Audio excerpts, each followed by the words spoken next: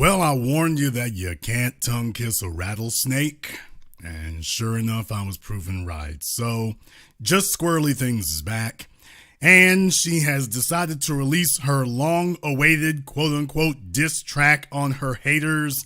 And I gotta tell you, I looked at the Billboard charts, and kid, it's a total flop. It didn't go well at all. You'd have been a whole lot better off saying nothing, but you couldn't help yourself. You had to say something because things are rough in your neighborhood right now. And unfortunately for you, we're going to go ahead and replay some of your greatest hits for you here. Now, for those of you who hadn't seen it, and if you didn't see it, you didn't miss very much, let me tell you. But Just Squirrely Things went off and she made a new video. A video called Unapologetic. My response to weaponized empathy. Woke culture, free speech and selective outrage. And yeah, buddy, she goes ahead and decides, let's just go full alt-right here. Nick Fuentes is her good buddy. You're all woke, which we all know is the word for black. Not only can she say that, she's better than black. So, oh yeah, she's gone full-blown Fox News Republican. She's gone full-blown alt-right. So for everybody who was trying to defend her before now, yeah, you look like the ass we always knew you were. You know what I did? I decided to apologize. And see, would the people be happy? I don't want to talk to this bitch, so I put her in the primary. She going to general. And by the way, this sets the tone for Just Pearly Things. She spends this entire time acting like a dumb ditzy blonde. Do I think she's a grifter? Absolutely. Yeah. Okay. Now, the first thing here is you can see she throws me into the mix at the very beginning. She's been absolutely terrified to say anything about me with good reason. We all saw how that went, but with good reason. But you notice she's playing stuff that, that this was before she apologized. So, yeah, she's playing stuff from before she apologized. And as I told you all, if you want to know why I didn't accept the apology, she admits from the beginning why I never accepted it and never would. You know what I did? I decided to apologize. And see, would the people be happy? You apologize to see if people would be happy.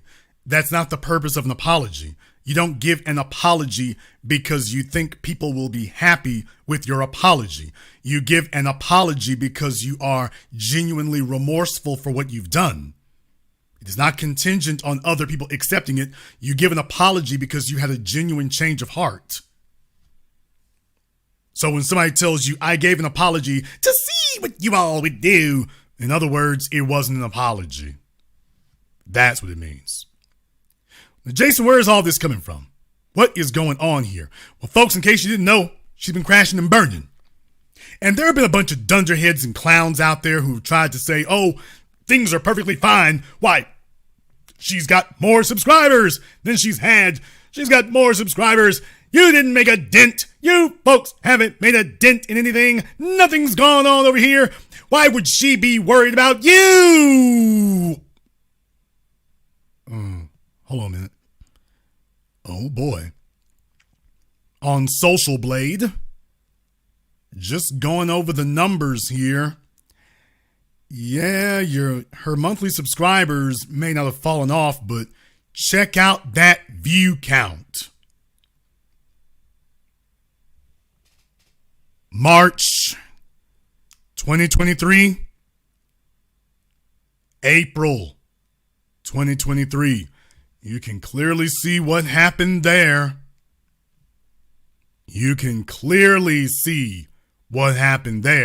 That is the definition of losing altitude. If you go down there and take a look at the subscribers gained, same thing. If everything's all right over there, how the hell you explain this? Which was exactly what I told you was occurring.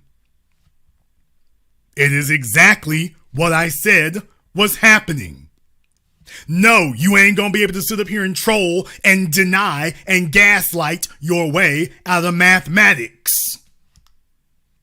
So if you want to know why it is that she said, oh hell, I just got to get out here and say something smart, dumb, or otherwise. You know what I did? I decided to apologize. If you want to know what lit a fire under her flat butt cheeks to get out here and say, I better go say something. That's because she's looking at the real numbers. Her fanboys and mama's boys and fangirls, they're still sitting over there smoking the crack. She has to live with these numbers.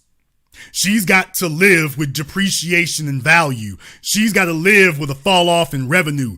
She got to live with the real thing. She doesn't get to sit there in the comment section and go rah, rah, rah. She's like, hey, we getting killed over here.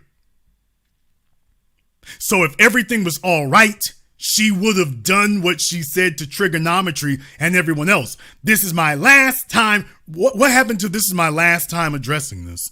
What happened to I'm not going to address this again? What happened to that? Because remember, I told you all, oh, she's going to have to address it again. She'll have no choice. What happened to I'm not going to address this again?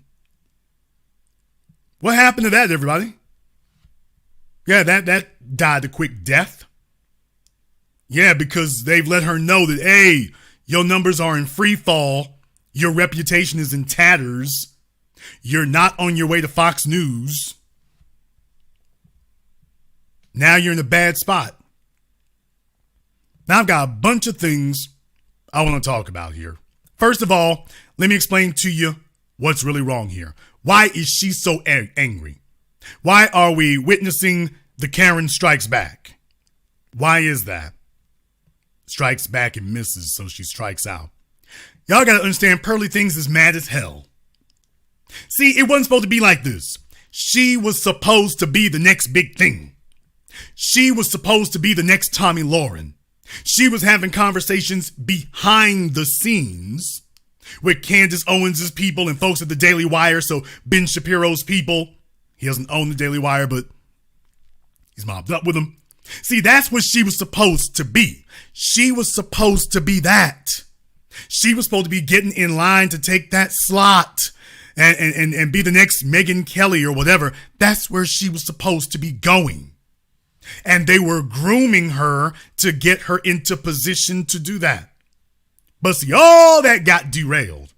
And now she's just a pariah, holding on to a fan base of brain-dead sycophants. Look it up. Brain-dead groupies who are desperately hoping that she'll one day flick some crumbs off the table for them, and who don't realize that the party is already over. You're hoping she can come help you. She can't help herself right now. The party's already over. You're kissing ass on somebody who can't do nothing for you anymore.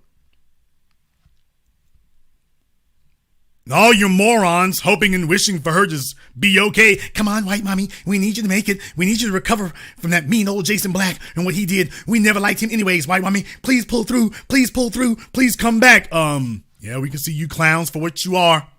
And I'm here to tell you it's not gonna be all right. It's all over. Now, that doesn't mean she's gonna disappear from the internet. That's not what that means. But what it means is that her opportunity to be a major figure, her opportunity to get on, her opportunity to make big things happen, her opportunity to get mobbed up, oh, that's dead. What she came into this for, that's gone. So at this point right now, YouTube is irrelevant. She was supposed to be on her way to Fox News. That's where she thought she was going. So you got to understand what she's angry about. And boy, let me tell you, she is mad as hell. Mad as hell. And this video was a shameful parade on her part. She should have just left it alone. She wasn't smart enough to do that. What I want to do for you here, I want to play one thing, and then I want to get really to the heart. Well, not the heart of the matter. I want to deal with what was really going on here, though. I want to play for you what she says here at first. She's really upset. She's really upset because you all were not smart enough to just let her do what she's going to do. You weren't smart enough to see that white mommy knows best. So, what did she have to say? Me to slip up and say something that they can construe as stuff on me for months. For months. They have been saying, oh, you shouldn't listen to this girl. This is your new leader. She's this. Yeah, they would just make up all this stuff. So they have just been waiting for me to slip up. Okay, let's get something clear now. When you've been saying racist things for years, that's not waiting for you to slip up. You don't slip up over the course of 2 or 3 years. That's not a slip up. That's a way of life. They were waiting for me to slip up. You've been doing it for years. That wasn't a slip.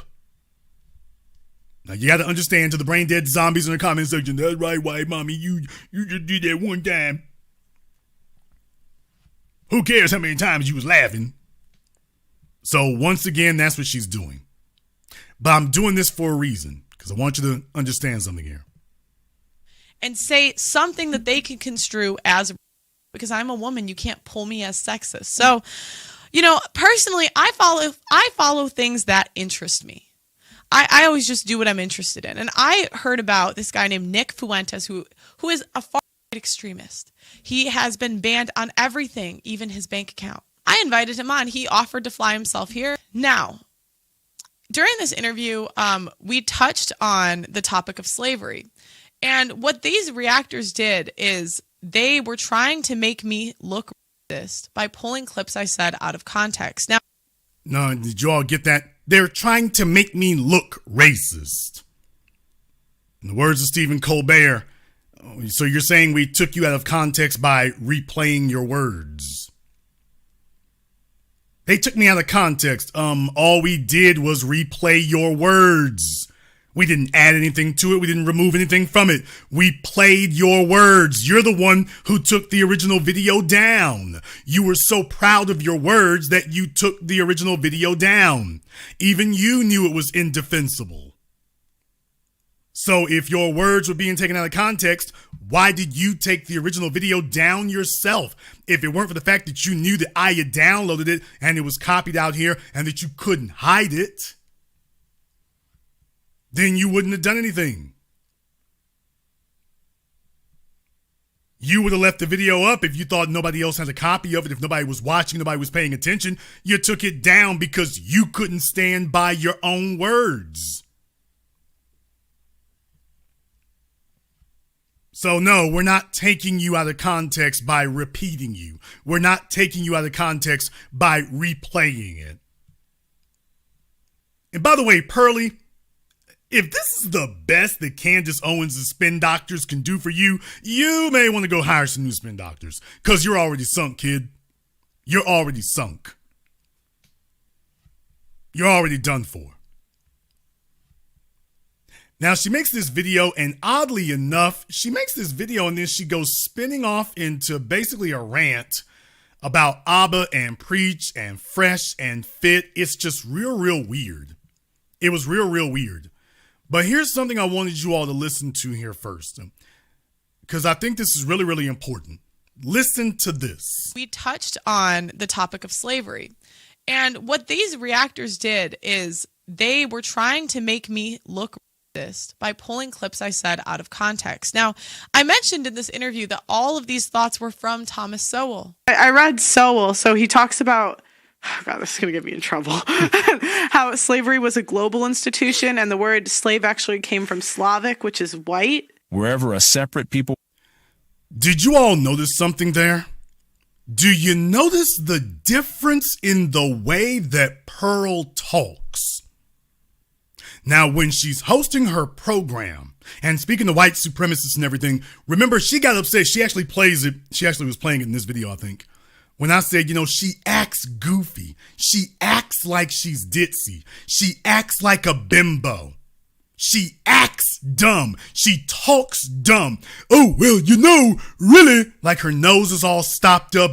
Oh, well, she does a lot of laughing. You notice in this video, she didn't do a bunch of laughing. She wasn't talking all slow, and she wasn't speaking all ditzy. Listen to her now, and then listen to her talking to Nick Fuentes. You can see a radical difference in the way she speaks. All of these thoughts were from Thomas Sowell. I read Sowell, so he talks about, oh God, this is going to get me in trouble, how slavery was a global institution, and the word slave actually came from...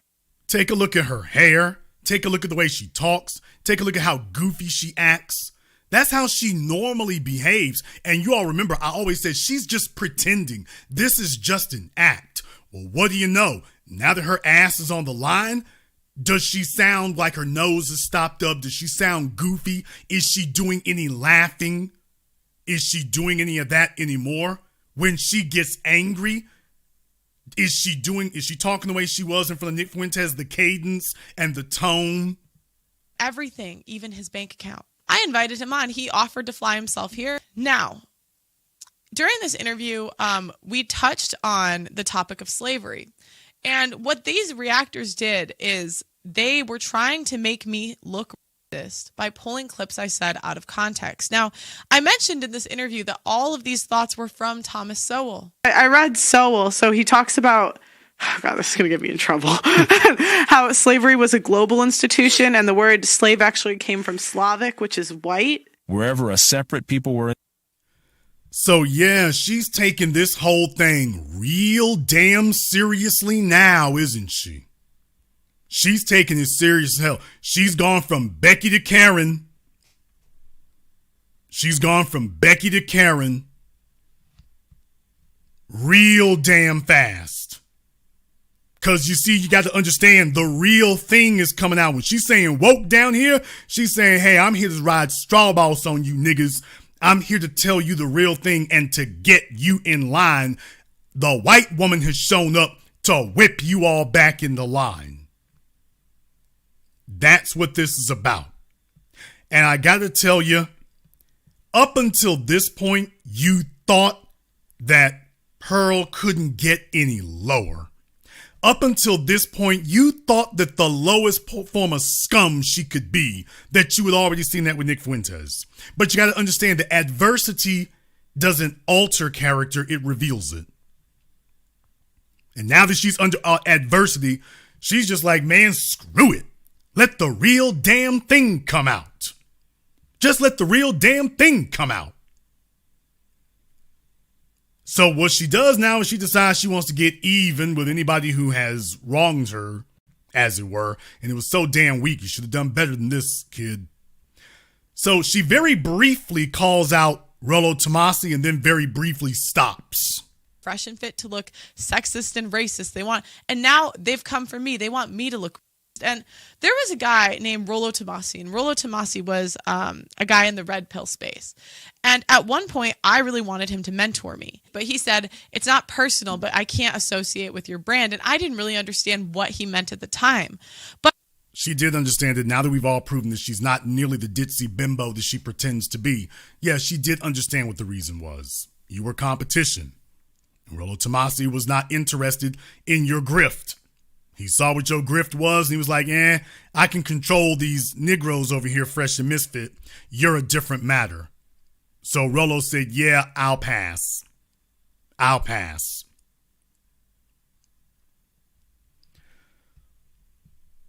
What I want to do next here is I want to show something else, because you got to understand when you're dealing with a unscrupulous, villainous personality like just Pearly Things, it goes from bad to worse in an instant, because it has to, because it can't go any other way.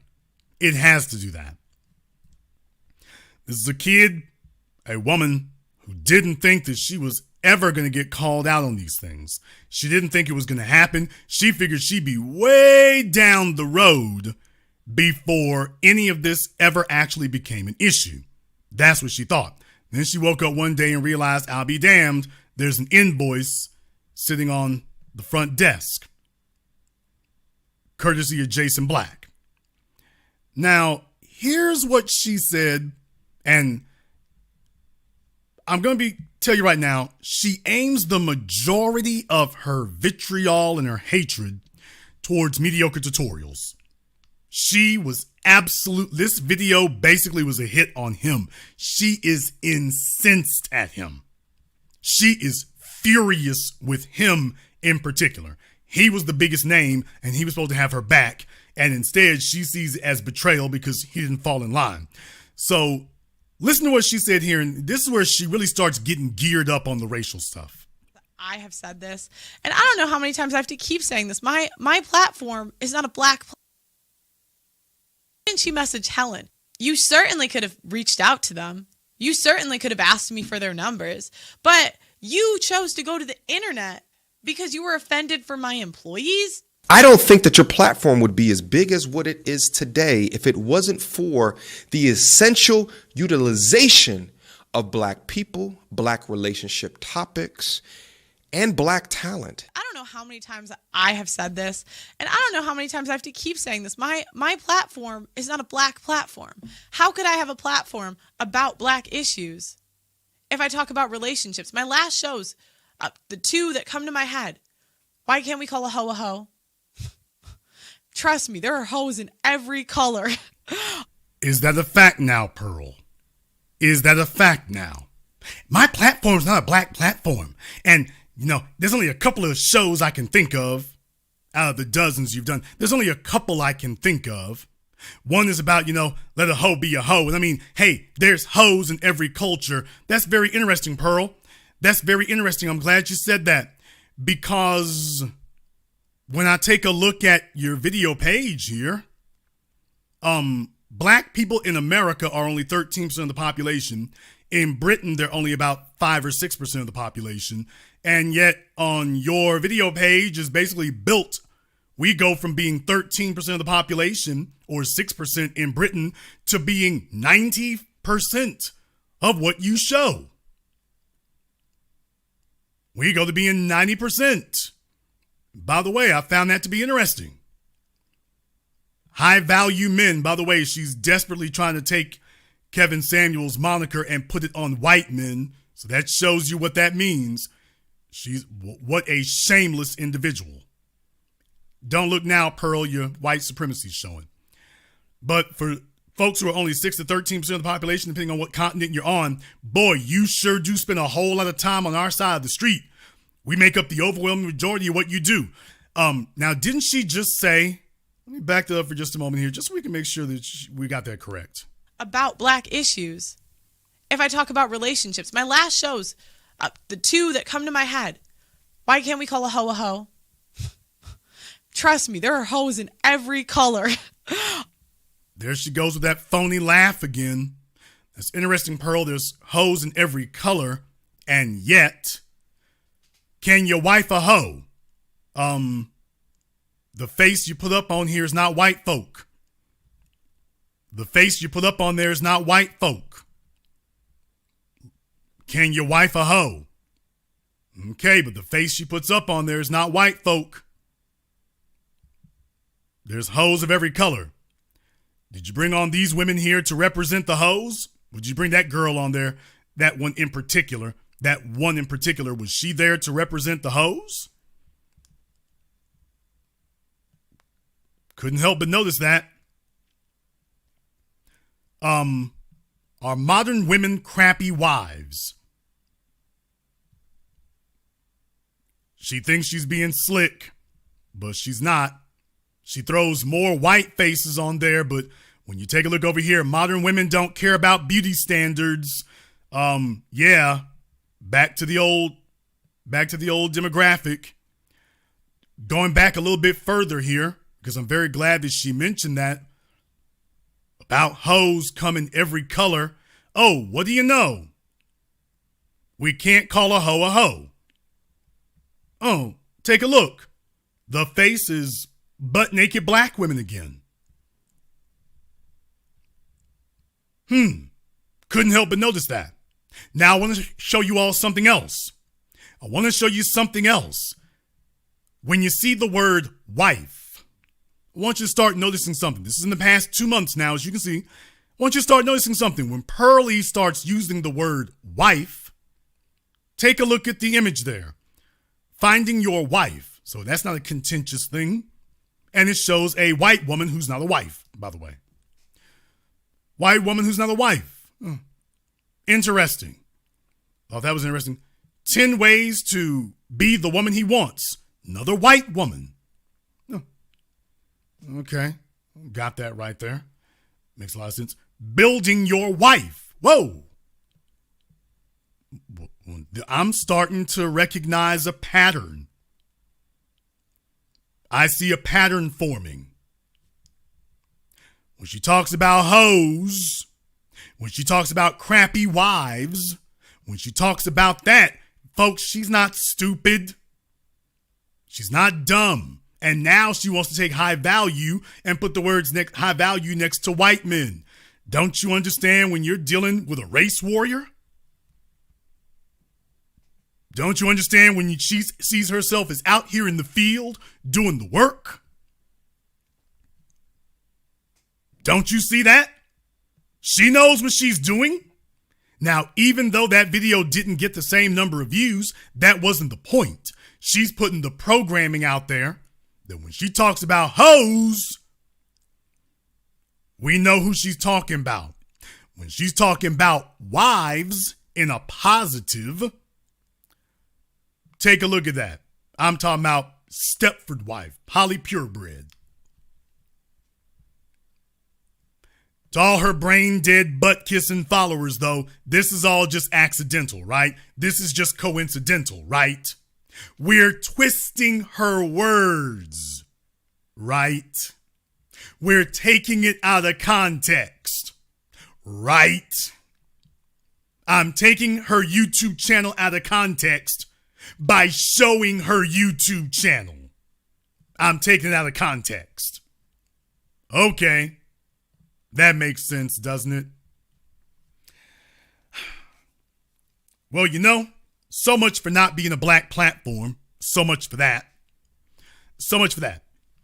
But I gotta tell you, speaking truthfully here, and I'm gonna measure my words to a certain degree, because grown people can take up for themselves, or at least they should, but I'm simply going to give my thoughts and my perspective on the matter.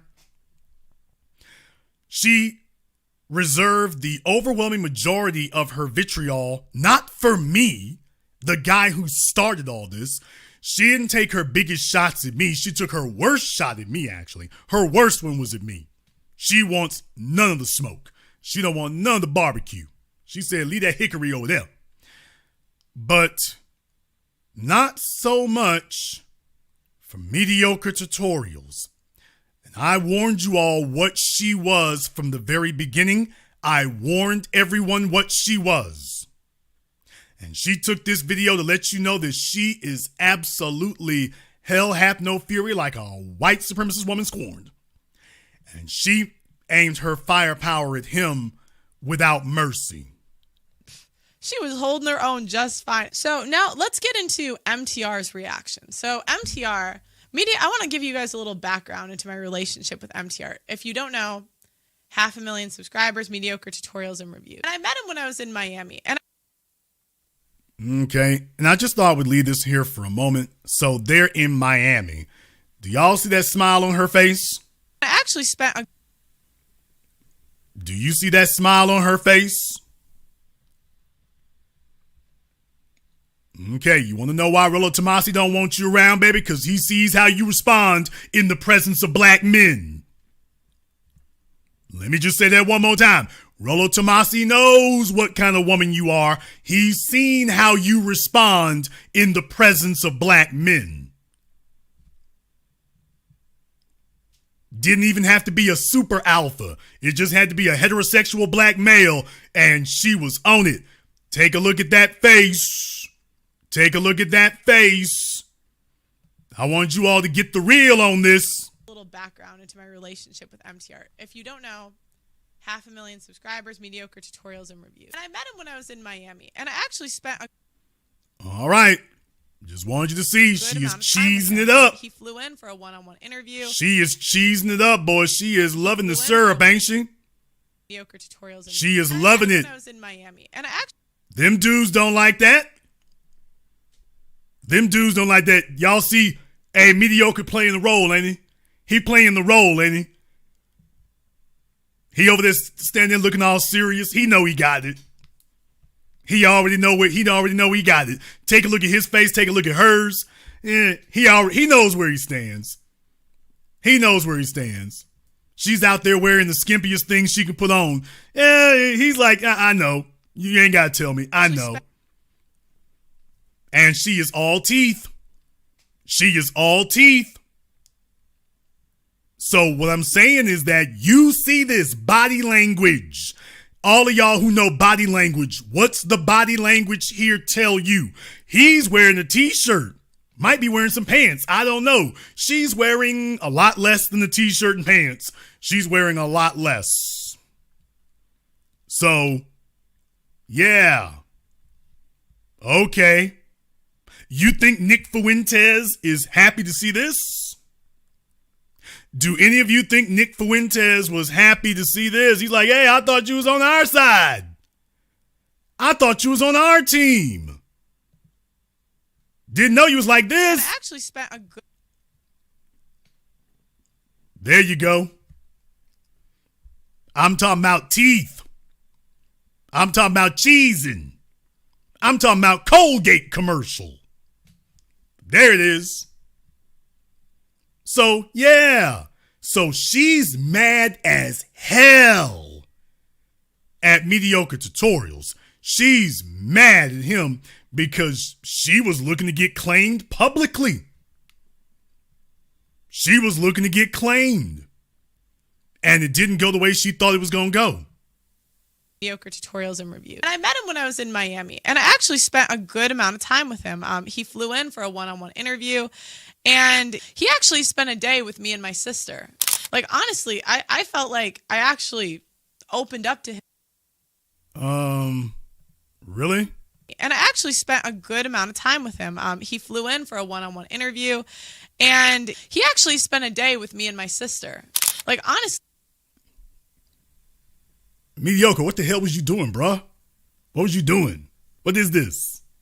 What's the basis? What's the purpose? What are we doing? What the hell, bruh? I'm trying to help you out now. What in the hell was all this about? Bobbing for apples in the sand? What we doing? All right. He done met the whole damn family. He done sat up here and met the whole damn family, y'all. Now, understand something. She's complaining, talking about, YouTubers try to keep their families private. Okay, but you posting your family on YouTube. You're posting them on YouTube. But she's unhappy because y'all got to understand that smile. I meant what I said. She's like, oh, I opened up to him. I let him meet the family. She was like, oh, this is going to be the one. This is it. Oh, I found one right here. Tutorials and Reviews. And I met him when I was in Miami, and I actually spent a good amount of time with him. He flew in for a one-on-one interview, and he actually spent a day with me and my sister. Like, honestly, I felt like I actually opened up to him in a way because I let him meet my family. That any YouTuber knows we always want to protect our family from the public. And okay, are you protecting your family from the public by posting them on YouTube? I didn't go grab video. You posted it. So if that was your concern, this sure as hell seems to be anathema to that. Look it up. This damn sure seems to be contrary. I introduced him to my sister. You knowingly invited a white supremacist and a self-proclaimed racist. I have no problem inviting people that disagree. I have no problem having crazy conversations. I will not apologize for having a controversy. You didn't have a crazy conversation. You were sitting there co-signing what he was saying. You were agreeing with it. You said that you agreed that the Holocaust, Nick Fuentes said the Holocaust was embellished, exaggerated, and you took that to say, oh, well, that's the same as slavery. Something that Nick Fuentes didn't even mention. You took it there. You're the one who took it to that. Nick didn't even have to cue that one up. You all have heard those clips ad nauseum before, so you all know what she said. But boy, she's running from it now, isn't she? So she's upset and mad as hell at Mediocre Tutorials. She's mad as hell at him. She is mad as hell at him. And she goes on for a minute. She mentions a few times I opened up to him. The majority of this video, as you all can see, just scrubbing through it, the majority of it is aimed at him. The majority of it's double barrels at him. She goes over to Abba and Preach for a second. And she gets back to Mediocre Tutorials again. She's mad at him. She is angry. She's like, I took him to meet my family, and she is scorned. She's like, I'll be damned. I let him meet the kinfolk. They thought I was about to get my life right. A week or two later, bam. And she's furious about it. How furious? This furious. Start to see it after some point. Also, MTR, I'm asking that you take down all videos of us together on your channel because you don't want to be associated with my platform. So I'm giving you the opportunity to pull all clips because I don't want to have to copyright strike you, but I'm appeasing to your wishes. And if you want to disrespectfully diss me on a video, then I will disrespectfully tell you that we will copyright strike you if you do not remove the videos. What a Karen. Well, at least she admitted it. Now, I told everybody it was a racial context, but at least she's admitting what a Karen she is now. You need to take those down from your channel or I will copyright strike them. How'd that work out with your former co-host, by the way? When you tried that with your former co-host, by the way, how did that work out? How'd that go when you tried this with your former co-host? You tried copyright striking his whole channel too. How'd that work out for her, everyone? How'd that go? Did it go the way she thought it was going to go, or did it go in a whole different direction? Yeah, she thought she was going to pull rank, and yeah. So when I tell you she is furious, she is mad as hell. She is mad as hell. Now, I actually could play some other things here, and we're going to get to what she said about me in a minute. We're going to get to that in a minute. But I want to stop for a moment and acknowledge something. Because there is, there's the internet banter and things that go back and forth. There's that. There's that. And then there's what she did. There's the usual internet beefing and bantering that goes back and forth, just the normal stuff you see. And then there's what she did. And I want to make sure that we slow walk this so it gets put in its proper context. Its proper historical context. When you are dealing with the white supremacist female. There's the white supremacist male and then there's the white supremacist female. And they both do things seemingly differently, but with the same viewpoint and perspective on black people. What you all will realize and notice is that throughout history, the white supremacist female and the white supremacist male has always had an unhealthy fixation on black male, in particular black male sexuality and genitalia. The white supremacist female has always been fixated and focused like an obsessive cult member, like a zombie wandering through the woods on black male sexuality, in particular, genitalia in specific. And this is a recurring thing that you see occur over and over and over across the centuries. Dr. Frances Cress Welsing spoke about this brilliantly. If you haven't read the ISIS papers, if you haven't read anything and everything that woman did or said, you need to do that. So this is a fact of history. And here you have this young 20-something white female. And please understand that this was just recently that this was posted. So this was engineered and deliberate. It was engineered and deliberate, and I want you to see the ideology going on here.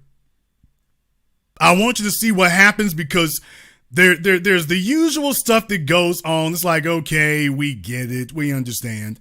There's the usual stuff, and then there's what we see here. Now, what she did was she posted that dating show that Mediocre Tutorials had mentioned before that he didn't want to be associated with her. So apparently, now we're getting more information. Apparently, he had a starring role.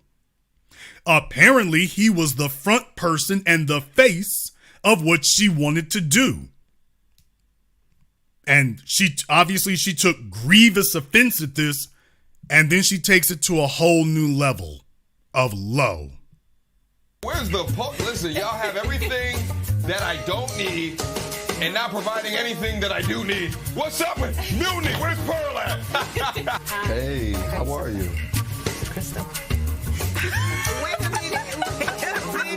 I don't know. What was that?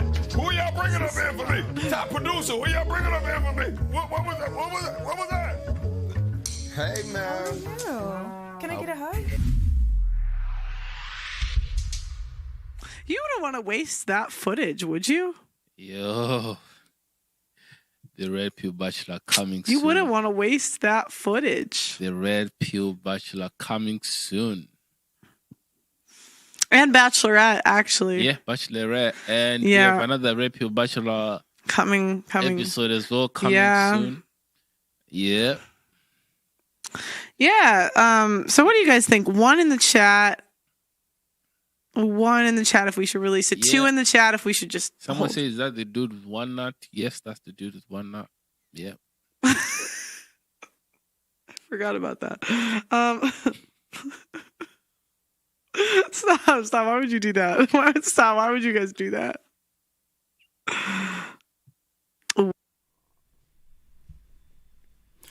Now, for those of you who may be unaware, although most of you are, Mediocre Tutorials came out publicly a couple of years ago, I think it was, and announced that, he had been diagnosed with cancer.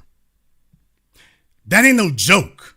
Every single adult in here over the age of 30, you are related to somebody or you directly know somebody who's died of cancer. Every single one of us in here who's over the age of 30, we've known someone who we knew or were related to who died of cancer. It wasn't because of anything they did. In some cases, I'm talking about, it wasn't because of morality. It wasn't because they were a bad person. It wasn't because they didn't walk little old ladies. It wasn't because they didn't have the right religion. All of us know someone who's died of cancer. We way past little old childish internet stuff about, do you agree with this perspective or not? We're talking about life and death now. We're talking about joking about cancer, and the buffoon that she got up there sitting there on the microphone talking, that was the guy who she was mocking, saying he's late because he's African. And notice he's just sitting there. I'm talking about a good little lap dog. That's what you have to be to work for her.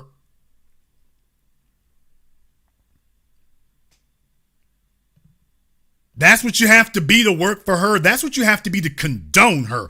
Folks, we way past any of this other stuff y'all think about. We way past that now. Y'all got kinfolk, skinfolk, friends, family.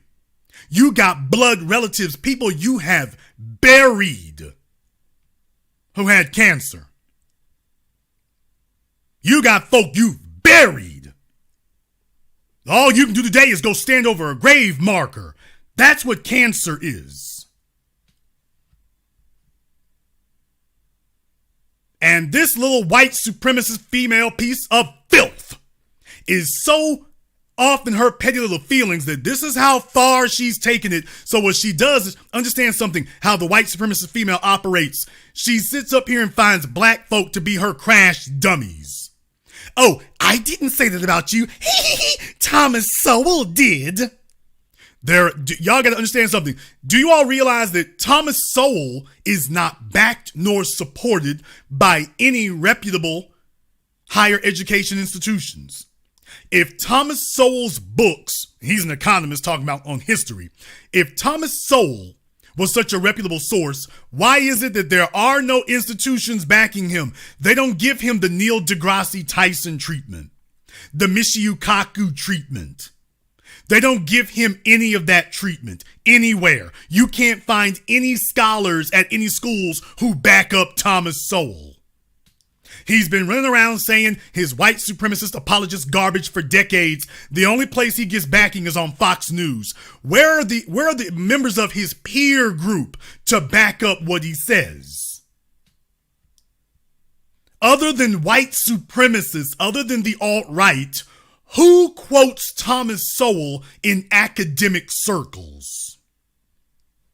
Who are the people in academia who quote Thomas Sowell? Because you can't find them. The only place he gets mentioned is by racists like Just Pearly Things, who understand that he's a reliable Negro that they can hide their white supremacist talking points behind.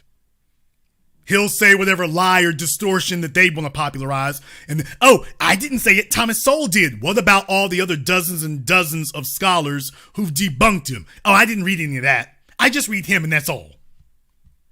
No, you didn't. You didn't find Thomas Sowell and got this belief. You got this belief and then found Thomas Sowell to back it. And then that's the way you operate. You got to be a bootlicking ass kisser to be around her. And she's got plenty of them. She got plenty of them. There's something I want to do here really quickly. I want to do this real quick here. What I want to do right now is I actually want to just let this play. Okay? I want to let this play because I want to make a point. So what I'm going to do right now is just sit back and let it play. Yep. I forgot about that. Stop. Yeah. Yeah. So what do you guys think? One in the chat if we should release it. Yeah. 2 in the chat if we should just Someone hold. says, is that the dude with one nut? Yes, that's the dude with one nut. Yep. Forgot about that. Stop. Why would you do that? Why would you guys do that? 1 in the chat.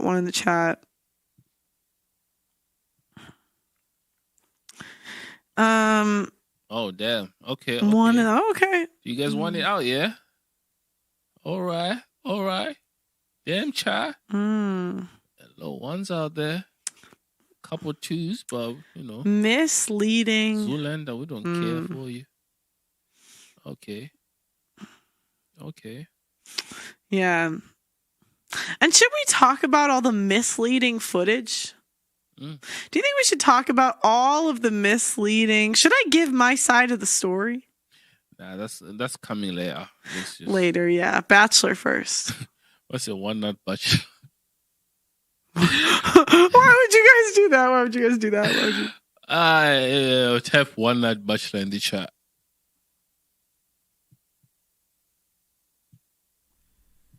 Now, this is what I originally did when I was quoting you about Nick Fuentes, Pearly. This is what I did then. So you see, she'll tell all of you that I'm taking it out of context. I just sat here and played a full minute for you just to show you she didn't do that just once. They did it 2 or 3 times within a minute. So you just heard the whole uninterrupted thing. They didn't just say their heinous statement and then move on. They came back to come circle back and do it again.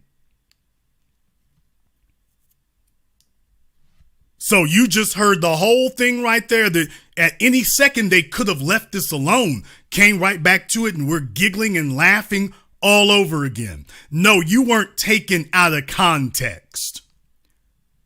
Your YouTube career is in shambles today because people are replaying your words. The context is in full. The problem with your YouTube career is context. Everyone sees the context. You don't get to play somebody for 60 seconds and they're joking about someone having cancer for a whole minute, joking and laughing. She's sitting there, hee, ha, ha, that's so funny, hee. I'm just telling y'all what in the world that is. You tell me if I called it wrong. If I called it wrong, y'all tell me how in the hell I did. If I called this wrong. Because somebody else would tell you that I called it wrong. If I did, I'll be damned. Shouldn't you say something different? She said, he met my whole family. If she's not scorned, you tell me where in the hell did this come from? And I actually spent. You tell me. Where the hell did this come from? It came from here. It came from here. She didn't have a problem with his genitalia when she was sitting there cheesing on that beach. Let me just go ahead and throw that out there. Hey, Pearl, this was you on the beach. So I'm trying to figure out where all this vitriol came from over here. Baby, when you was standing out there on the beach, his genitalia was fine for you then. You didn't have an issue with it then. That must be somebody else out there cheesing. You didn't have a problem with it then. It wasn't a laughing matter then. You weren't joking about it then. And oh yeah, by the way, when you were putting him up here on your program, you were making him the Red Pill Bachelor. It was good enough for you then. It wasn't a problem for you then. So when did you decide you were going to go full-blown Susan racist here? When did you make that decision? And I submit to you all what I've said the whole time. That was always the way it was. That was always the way it was. This was always the real thing. What she's doing now is the real thing. This was the fake. This was the phony right here. Oh, what she's doing now? This is the real thing. This is the real thing coming out. Now she's like, screw it. You and me ain't gonna be an item. You ain't gonna help me make no money. You're not gonna help me look good in front of my family. Let me make fun of you. I hope you die. I hope you die. Let me tell you something, people. Life is short. Life is hella short. And the older you get, the more you recognize that thing's not nearly as long. It goes by a hell of a lot faster than you thought it ever could or would. And there are people in this world who are deserving of our scorn to the point of death. Those are folks who've committed heinous crimes that have killed other people. But you don't sit up here and get somebody who's like, you know what? You said some white supremacist stuff. He was as civil as he could be. I no longer want to be associated with you. And she's like, oh, hell no. You can die. I'll go get my little screwball, cornball ass refugee producer who sacrificed any dignity he could have had a whole long time ago. I'll go ahead and grab him and I'll let him do the dirty work, and then I'll just sit back and giggle because, of course, cancer is something that you giggle about. Right? One in the chat if we should release it. Yeah. 2 in the chat if we should just Someone says, is that the dude with one nut? Yes, that's the dude with one nut. Yeah. I forgot about that. Because that's so funny. That's so funny. Stop. Why would you do that? Stop. Why would you guys do that? Take a look at her continue to laugh. Oh, that's just so funny. That's just hilarious. That's just so hilarious, isn't it? Aren't you all laughing? Didn't you all think that the producer's lame little joke there? Didn't you all think that little lame ass joke was hilarious? Didn't you all feel the same way? Didn't you all think that was a knee slapper?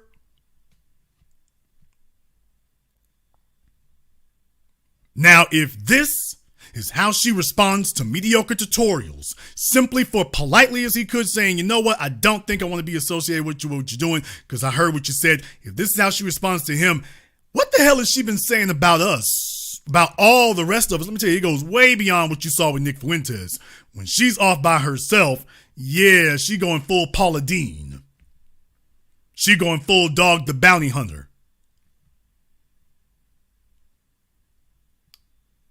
When someone does not see you as human, they see you as something that they use.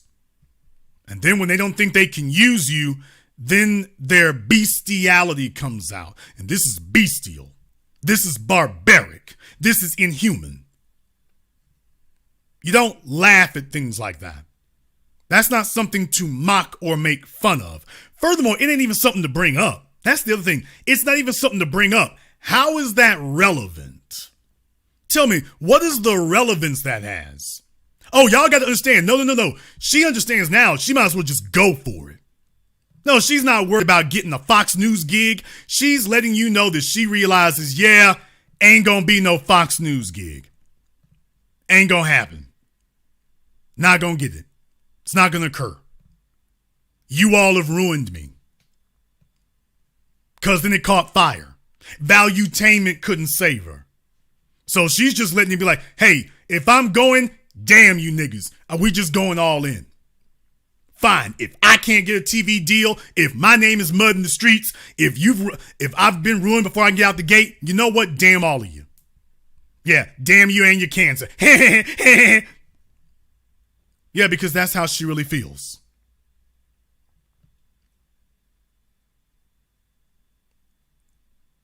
That's how she really feels. This is what it's really about.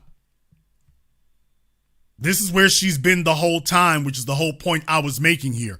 When you have folk like the lead attorney sitting up here talking about, oh, this is just entertainment. Hey, sleaze attorney, is this entertaining for you too? Chat, one in the chat. Oh, damn. Okay. One in, okay. You guys. Stop. Why would you do that? Yeah. Yeah. So what do you guys think? One in the chat. One in the chat if we should release it. Yeah. Two in the chat if we should just Someone hold. says, is that the dude with one nut? Yes, that's the dude with one nut. Yeah. I forgot about that. Stop. Why would you do that? Stop. Why would you guys do that? Hey, old lead attorney, by the way. Yeah, all the rest of her ass kissers over there. Is this still funny? This white woman laughing about black male genitalia? This is funny? You can't see the damn plantation signature here? You can't see the plantation symbolism here? Of course you can. Of course you can.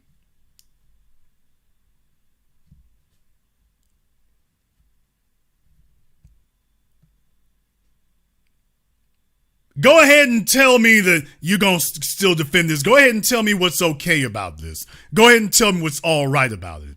I want to know. What the hell was all right about that? What the hell was defensible of that? Folks, yeah, I was aware of it. I was well aware of it too. When Mediocre Tutorials was sitting up here mocking me. Hey, this is the WWE guy. Let's get ready to rumble. Did you all see how I responded to that? Yeah, I mean, I can sit up here and drag some furniture out from up in the bottom of the ring and whatnot. I didn't do nothing like that. I didn't do anything like that. I didn't do anything like that, nor would I. There's some things that once you cross a line, you've sacrificed your humanity. There are some things that are still beyond shame. There are some things that are. I had my issues and my differences with Kevin Samuels.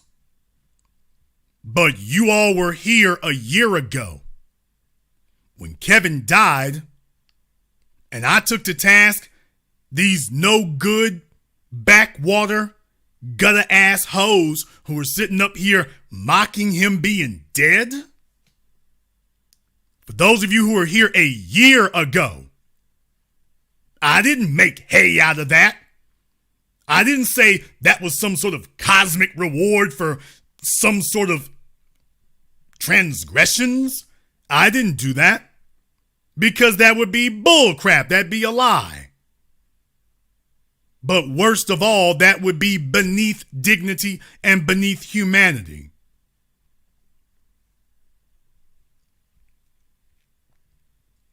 I sat here and took the folk to task who were sitting up here mocking this man for being dead. Some of you need to look in the mirror and ask yourselves if you're worthy of walking this earth. When you sit here and you act as if there's no line of decency that you don't cross. Some of you are showing to the world why it is that you are single females that the male population ain't trying to get with. Because even white men don't want you, Pearl. There are no white men of any value. There are no white men of any status. There are no white men of any achievement or accomplishment who are trying to get you. And what you just did, that's the reason why. Because everyone can see what you are. Everyone can see that the talking nice was the phony you. That was the phony.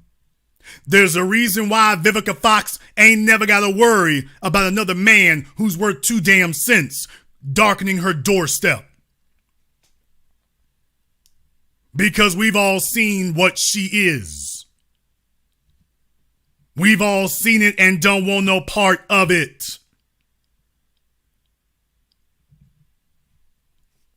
We've all seen what she is.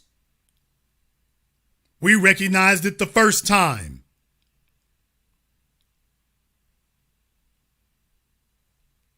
And when you sit up here and say something like that, y'all got to understand, Vivica Fox's old Crip keeper looking ass, she's not worried about getting another man. She knows there's not one coming. She knows it. Vivica Fox was not taking a shot at Kevin Samuels. She was taking a shot at all men, but black men specifically. She was taking a shot at all men. Because she was scornful over what she knows she ain't gonna get.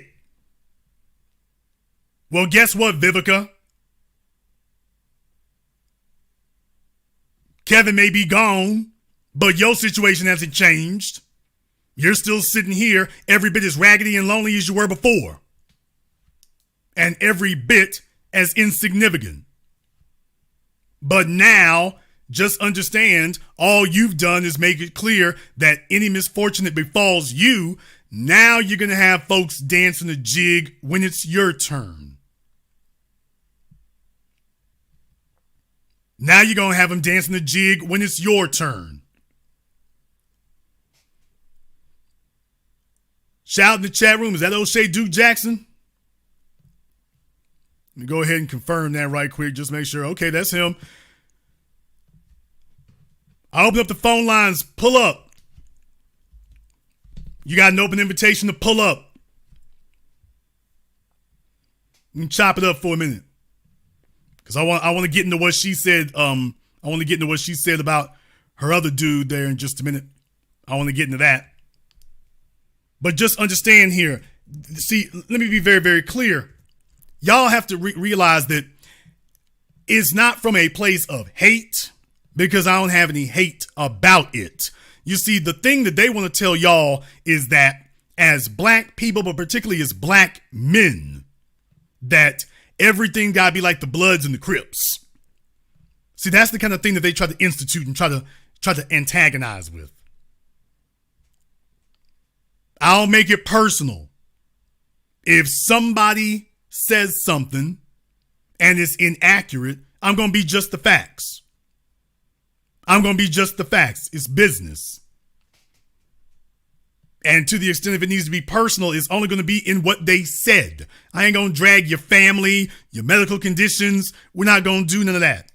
Because we're the adults in the room, but more importantly, we're the civilized people in the room. Something you wouldn't know anything about. You fraudulent redhead reprobate.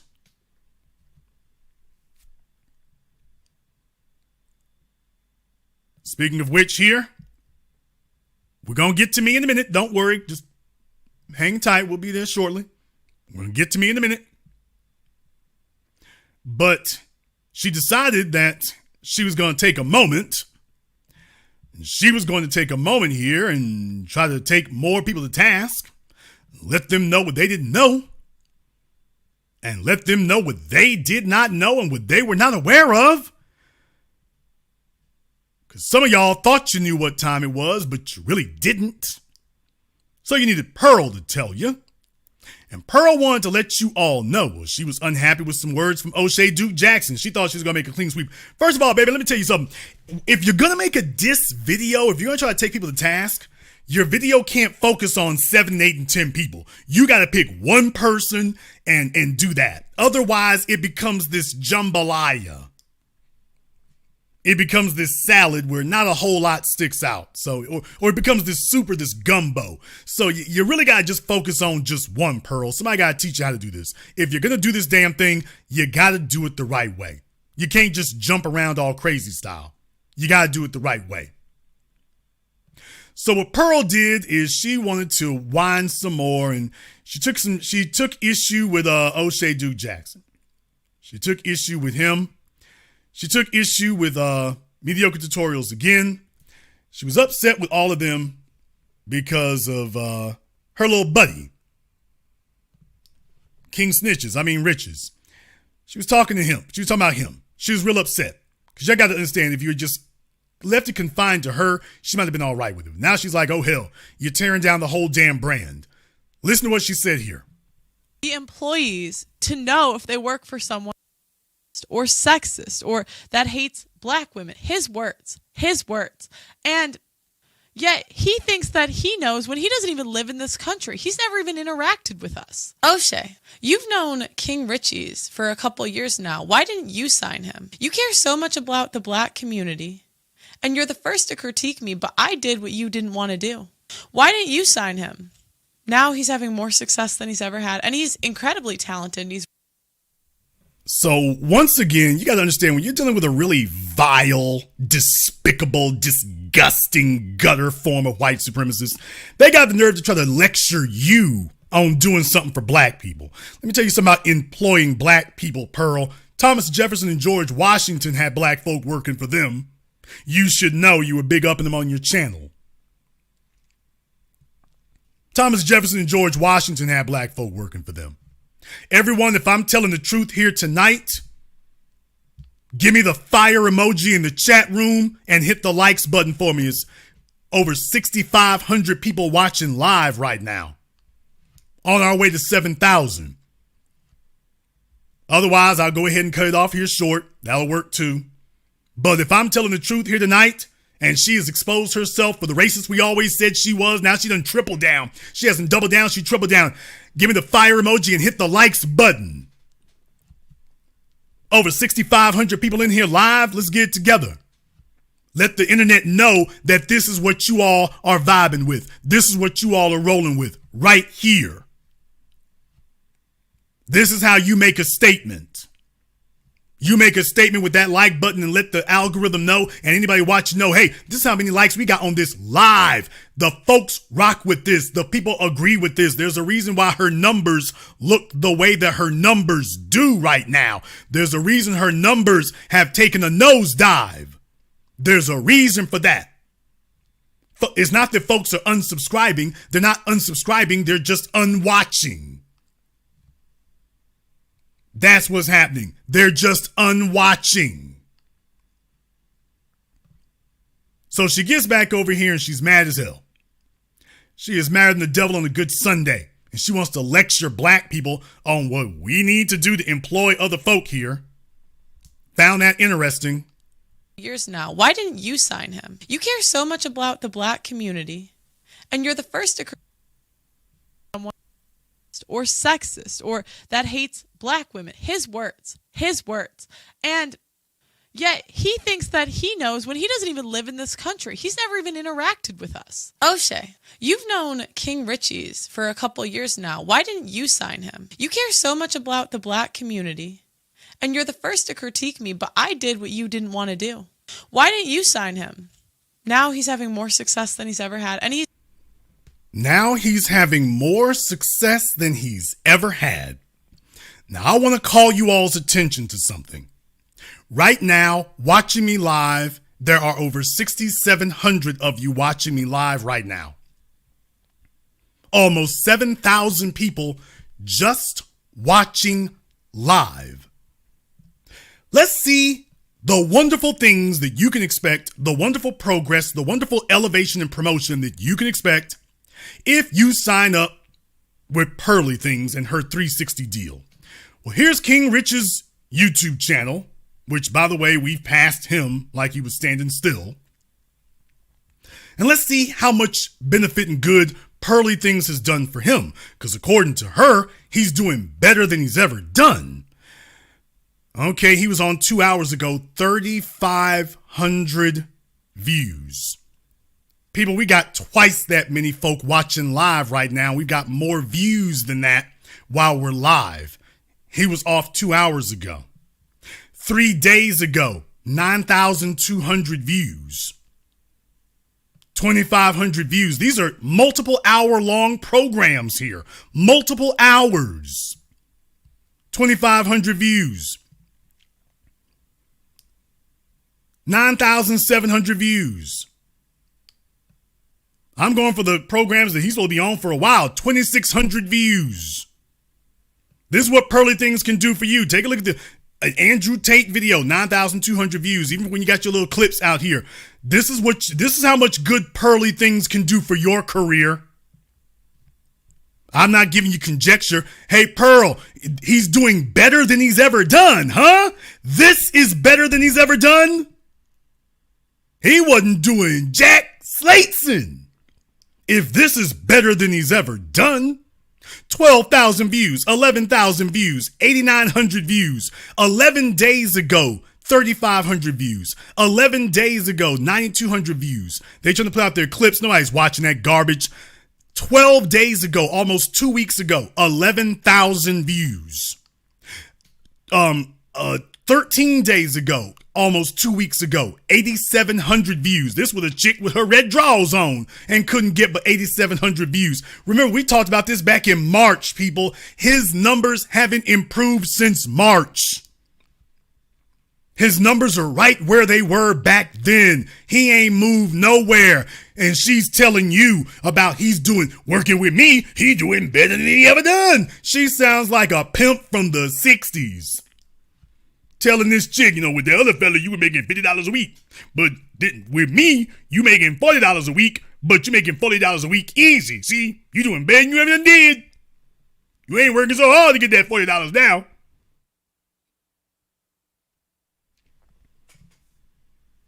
She's telling King Riches he's doing better than he's ever done. Do you think this handkerchief head nigga thinks actually is... How many of y'all think he actually believes that? How many of you think he actually believes he's doing better than he's ever done?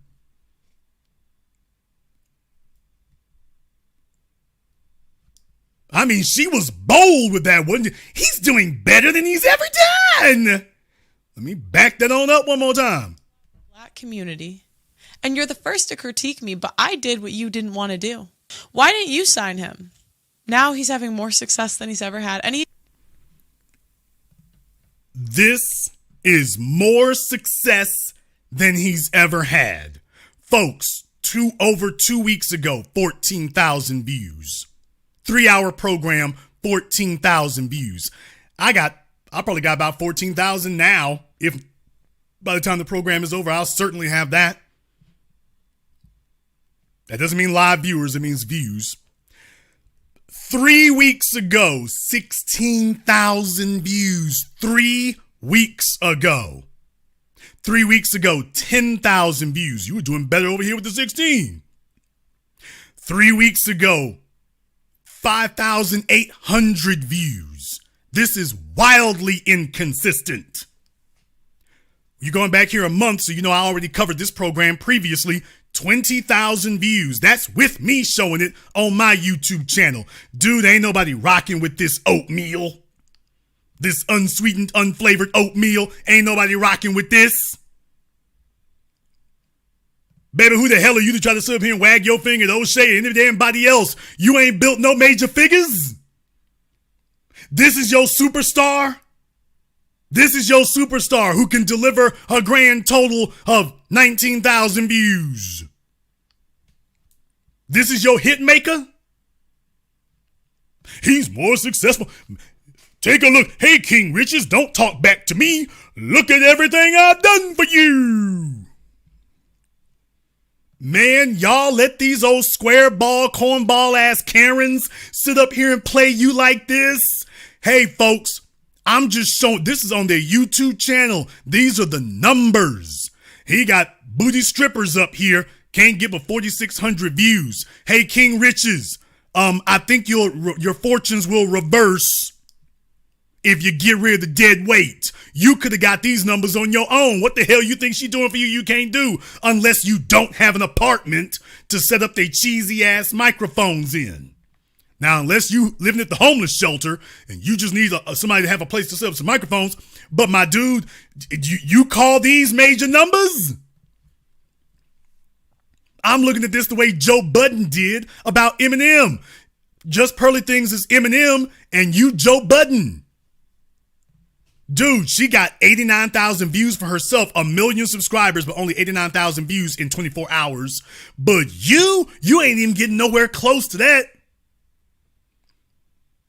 Shout out to Mississippi Delta guy. Seems like they sharecropping in London with Miss Ann. Dude, they sharecropping with no damn tools. They just out there digging in the ground with their fingers. While she's telling you she delivering big numbers for you. She's talking about he's doing better than he ever did. I'm looking at his channel. Baby, they living lean over there. They living lean. Let me guess. Does he get 50% of that 11,000 views? Man, you gonna have to post a video once every hour for this number right here to give you enough to buy a cheeseburger. That ain't gonna make it. That is not gonna make it, dude. You ain't popping. We can keep going back. You ain't popping. It ain't happening. Baby, you got to come up with a different lie than this one. Don't you know everybody can see his numbers? You better come up with a different lie. You got to come up with a different lie than this one.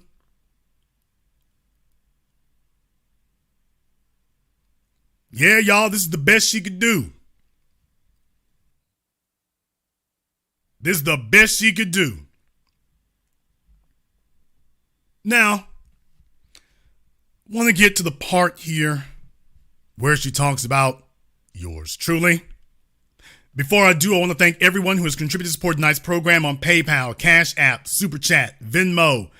Big shout out here to my man Harlem King. There in the Super Chat, I see you showing out, brother. Thank you very much for your support. We appreciate that. Monique, they don't like to discuss math. You damn right about that. They don't like math. Math is a scary thing. Also, Shani, she's on deck tonight. Thank you very much for your support. Well, she could have just left well enough alone. Now, here's the crazy thing, everyone. The guy who started all this, the fella who was responsible for setting off this bomb, the guy who put all of this into motion is the one person she refuses to say anything really about. Well, she did mention yours truly. She did mention me. But let me tell you, she actually had the mildest thing to say about me. You've had a live show. That's like me telling you how to clip people out of context. I don't know how to do that. A lot of these YouTube channels. You literally just clipped yourself out of context. King Riches is doing better than he's ever done.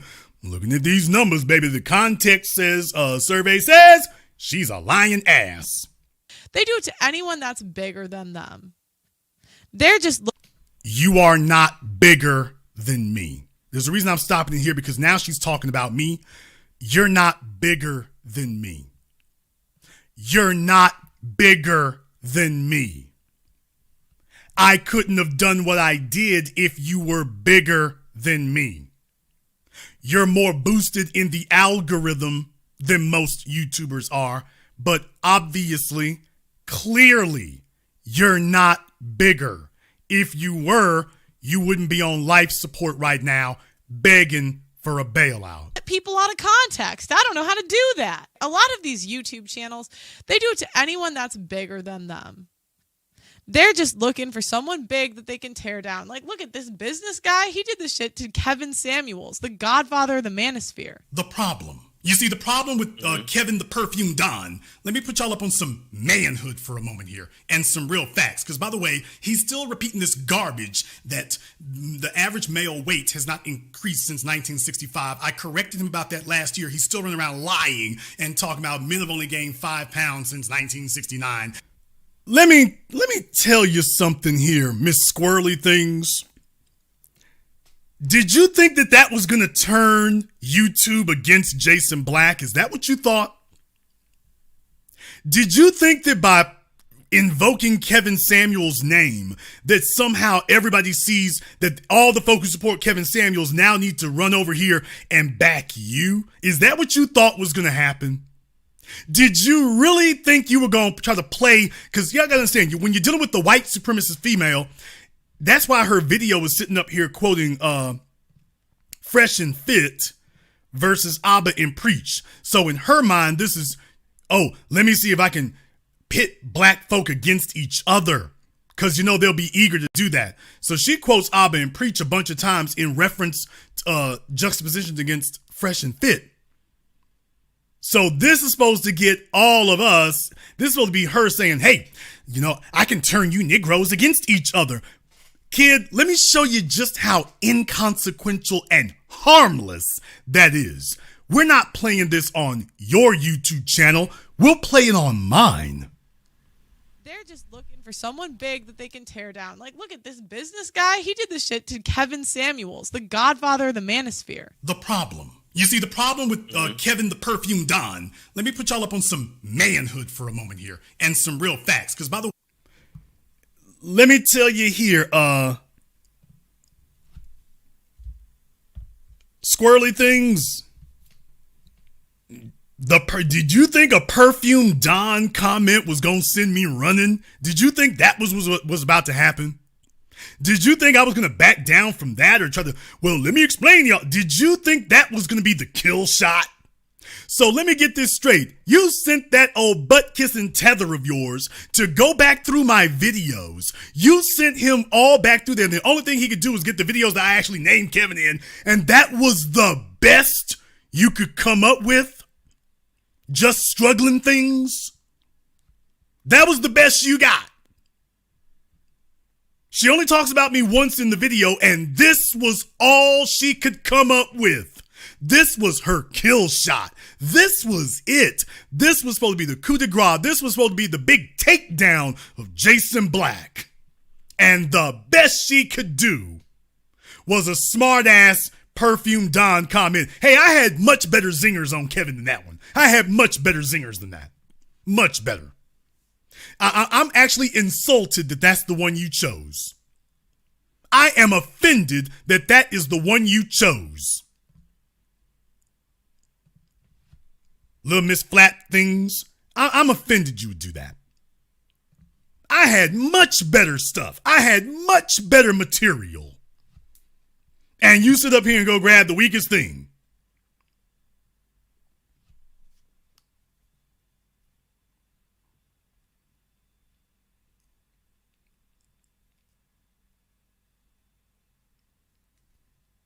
Y'all, did she really think I was going to go running from that? Out of your damn mind. But what it really shows is just how pathetically desperate you are. Because you know what you didn't do? Hey, Miss Just Hairy Things. Do you know what you didn't do? You played a comment about Kevin Samuels. But did you notice you didn't play my comments about you?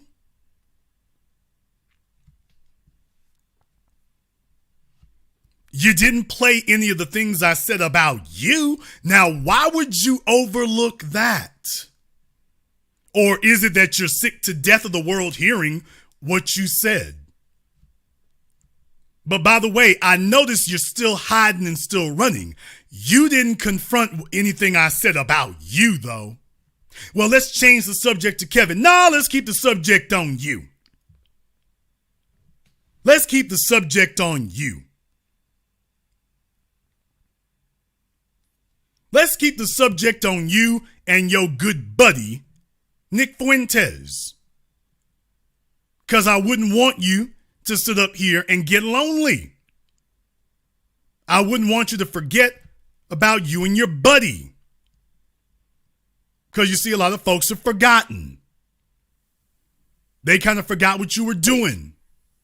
You feel like by changing the entire demographic makeup of a country, it's going to completely change the country. The same way if in Poland, they switched it out with Nigerians, it would be a completely different country. Exactly, yeah. How do you feel? Well, I don't want to get you in trouble, but I mean, do you think that makes me a white supremacist to say that? No, it kind of makes sense, like what you're saying. Personally, I'm trying to get my Africans in America. So we're not gonna... Let me make sure of something here, because sometimes usually that happens. Is her audio good? Before I play just Pearly Things Greatest Hits, y'all let me know, is her audio good? If her audio is good, give me a thumbs up in the chat room. If her audio is good, give me a thumbs up in the chat room. If the audio is good and it's playing good, let me know. Give me a thumbs up in the chat room if the audio is clean and crisp. If it is, let me know. I just want to make sure the audio is good and crisp while we go ahead and replay her greatest hits for her. Just want to make sure we got it straight before we replay her greatest hits. I wouldn't want her to miss out on that.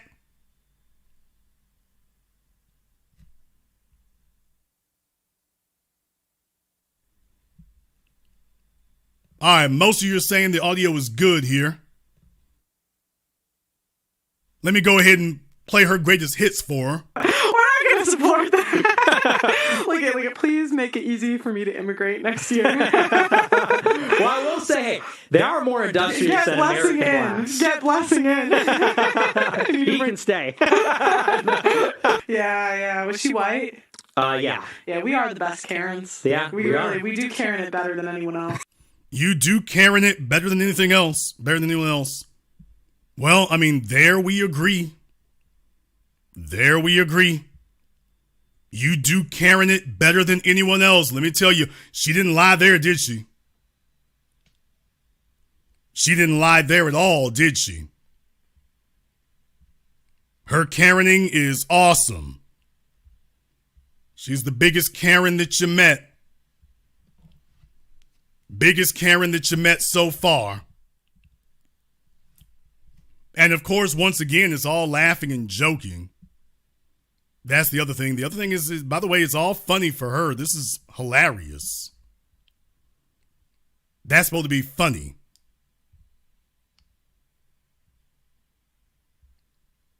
How many of you found that funny?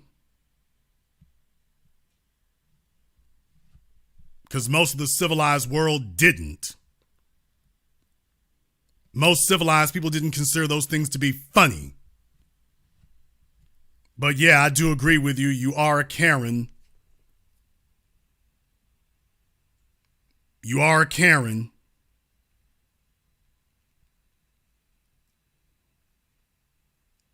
You should be a lot less concerned about anything Jason has said about somebody else, and you should be a lot more concerned about your own comments, because your pathetic attempts to try to change the subject ain't gonna make it. You're not gonna succeed. This ain't gonna work. It's already failed.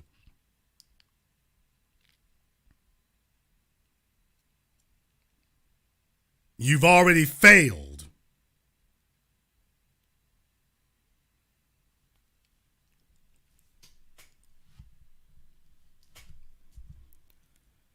This is the look and the face of desperation.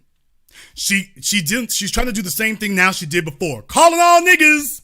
Calling all my pet niggas. I need my pet niggas to come ride to the rescue and come bail me out.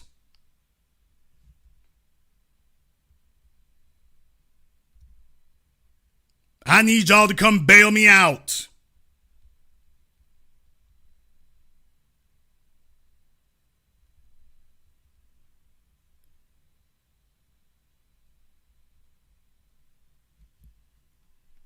She tried that before, remember? When she called all her pet Negroes before. Slee's attorney in the sauna, cheesing. She did that before. You see, there's the problem is when you live in your little alt-right bubbles, you tell yourself that the 5 bootlicks you got around you, you fantasize that they speak for the rest of the population. Then you walk out into the real world and realize they don't speak for no damn body at all. It didn't work, because it can't. She's watched as the numbers. She's watched as her influence. She's watched as everything that was supposed to be happening. She's watched as it's all gone downhill. Exactly the way we said.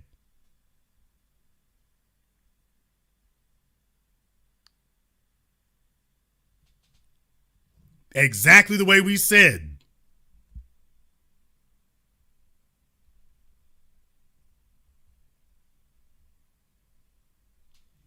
So yeah, the Karen tried to strike back. This was supposed to be her diss album. It was a dud.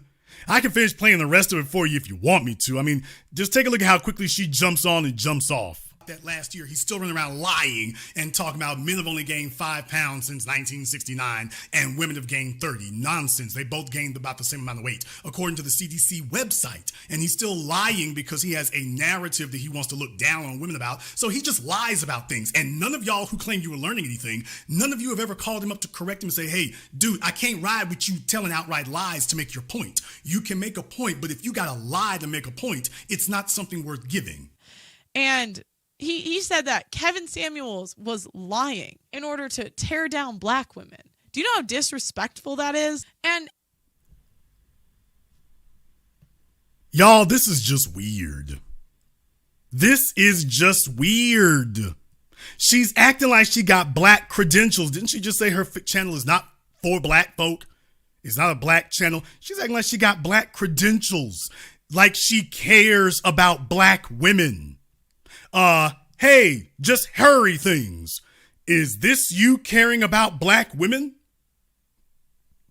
I'm taking a look at your YouTube channel. Is this you caring about black women? Oh, so this is your idea of caring about black women, is it? This is your idea of caring about black women. Oh, she love her some black women, doesn't she? Yeah, she really, really does.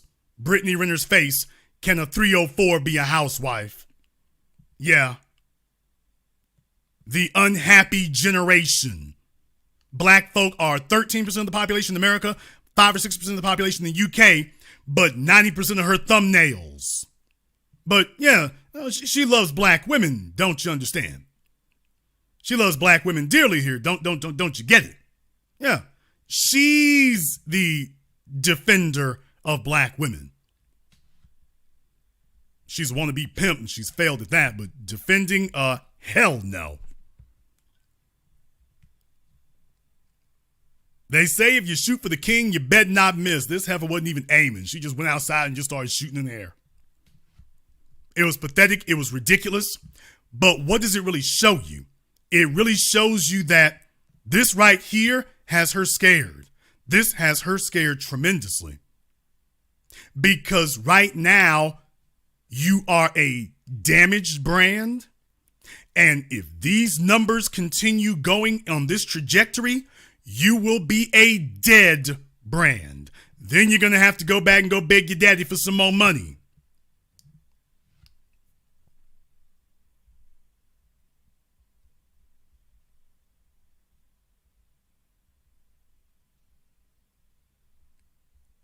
I'm just saying. So you got to understand, she's like, oh, hell, I might have to go get a real job. Yeah, it could come down to that. It certainly could come to that. I'm not going to say it can't. It could really come down to that. I would be remiss if I didn't mention one more thing, because there was something in particular I was thinking about here. There was something in particular I was thinking about and something in particular I was wondering about. Maybe some of you can help me out. Maybe some of you can, because I just thought this would be a good time to remind everyone. By the way, Mediocre Tutorials, has your girl Melanie King said anything? Did I miss it? Anyone?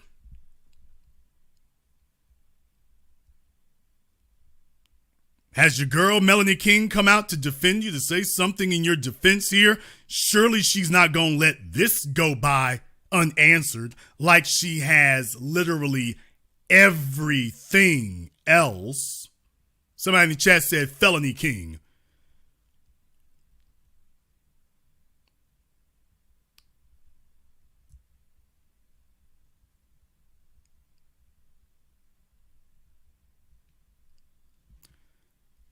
I'm just asking a question. I'm just asking a question.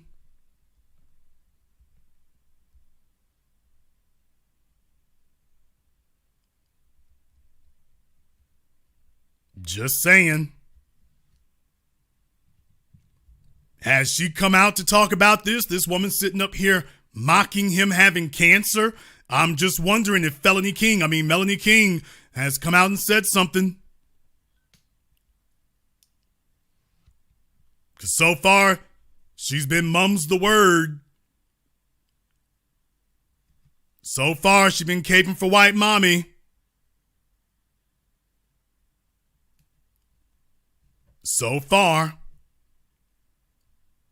Okay. All right. Hey, Mediocre Tutorials, you might want to ask some more questions. Because I'm just going to let you know right now, you talk about having snakes around you.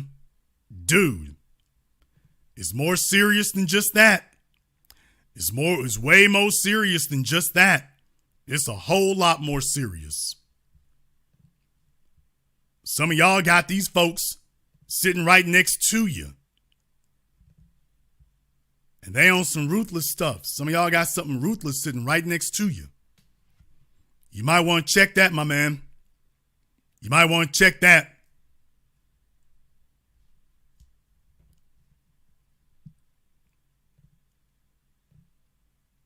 So she took her shot for the title. It was an instant fail. It was pathetic. But she felt she had to say something because she's taking so many damn body blows now. She's taking so many damn body blows. She got to say something now. Now she feel like she got to say something. So there it was. She took her best shot. She just flailing.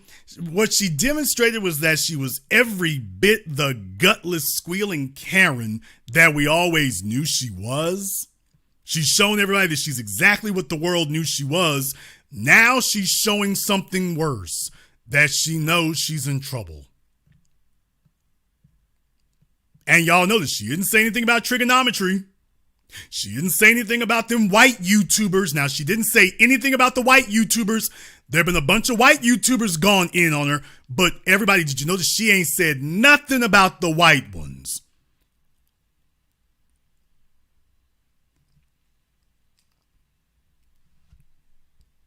Hey, Clan Robe Things, you ain't said nothing about the white YouTubers. You mentioned Rollo Tomasi in passing. You didn't say anything about all them white folk who done said something about you. You didn't say anything about them. You didn't say anything about your white friend who was in high school with you.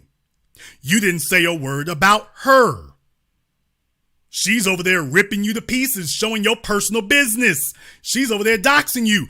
And you didn't say a word about her. You ain't saying, you're not throwing her name in the mix either. But she makes a whole video to talk about the black folk. All right. All right. Nothing strange there. Nothing racist about that whatsoever. No. It makes perfect sense. Perfect sense. However, you might disagree. So we're going to go ahead and open things up so you all can respond here. I have dropped the link to the Zoom in the chat room there. If you want to go ahead and discuss it with us, remember that Zoom gets priority. We're also going to go ahead and open up the telephone lines.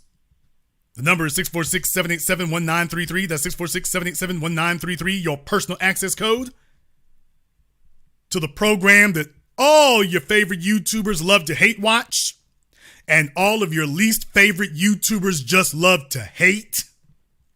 this is the place that does that. We're going to go ahead and kick up the telephone lines for you all here. The telephone number is 646-787-1933. That's 646-787-1933. Let me go ahead and go over here to the Zoom. I think we got, let me go back up here. I need to get the microphone straight. There you go. I think we got Mike TV on deck. What's on your mind, brother? Okay, Mike, I don't hear you. For some strange reason, I am not hearing Mike. Let me make sure there's nothing wrong on my end. Mic check, mic check. There you go. Now we hear you. Yeah, my bad. I'm not used to using Zoom. Yeah, just to piggyback off of what you were just saying, I find it very telling that the video that she did is titled Unapologetic, My Response to Weaponized Empathy, Woke Culture, Free Speech, and Selective Outrage. Yet, she's demonstrating selective outrage. I mean, I just saw a video the other day where the dudes in the white manosphere literally called her and the real femme sapien red pill hoes. She ain't got nothing to say about that. Like you said, her friend Emily dragged her for filth, exposed her ex-boyfriend, the whole nine. She don't really got nothing to say about that. So now she waited a month. She got emboldened by all these white nationalists, by all these new white supremacists that have subscribed to her and said, oh no, girl, why are you apologizing to the blacks? She really drank the Kool-Aid when it came to these coons like Obsidian and Anton Daniels caping for her, to where now she feels big and she feels bad. And notice in that video, she also clearly looks like she's under the influence. So it takes you to be supported by a whole bunch of Sambo black man caping for you. It takes you getting a whole bunch of new viewership from white supremacists. It takes Molly, Percocet, whatever alcohol you was on that night for you to come out and now act big and bad and talking about you're going after people and yada, yada, yada. I mean, and correct me if I'm wrong. Maybe I just missed it, but I didn't really hear her say anything about you.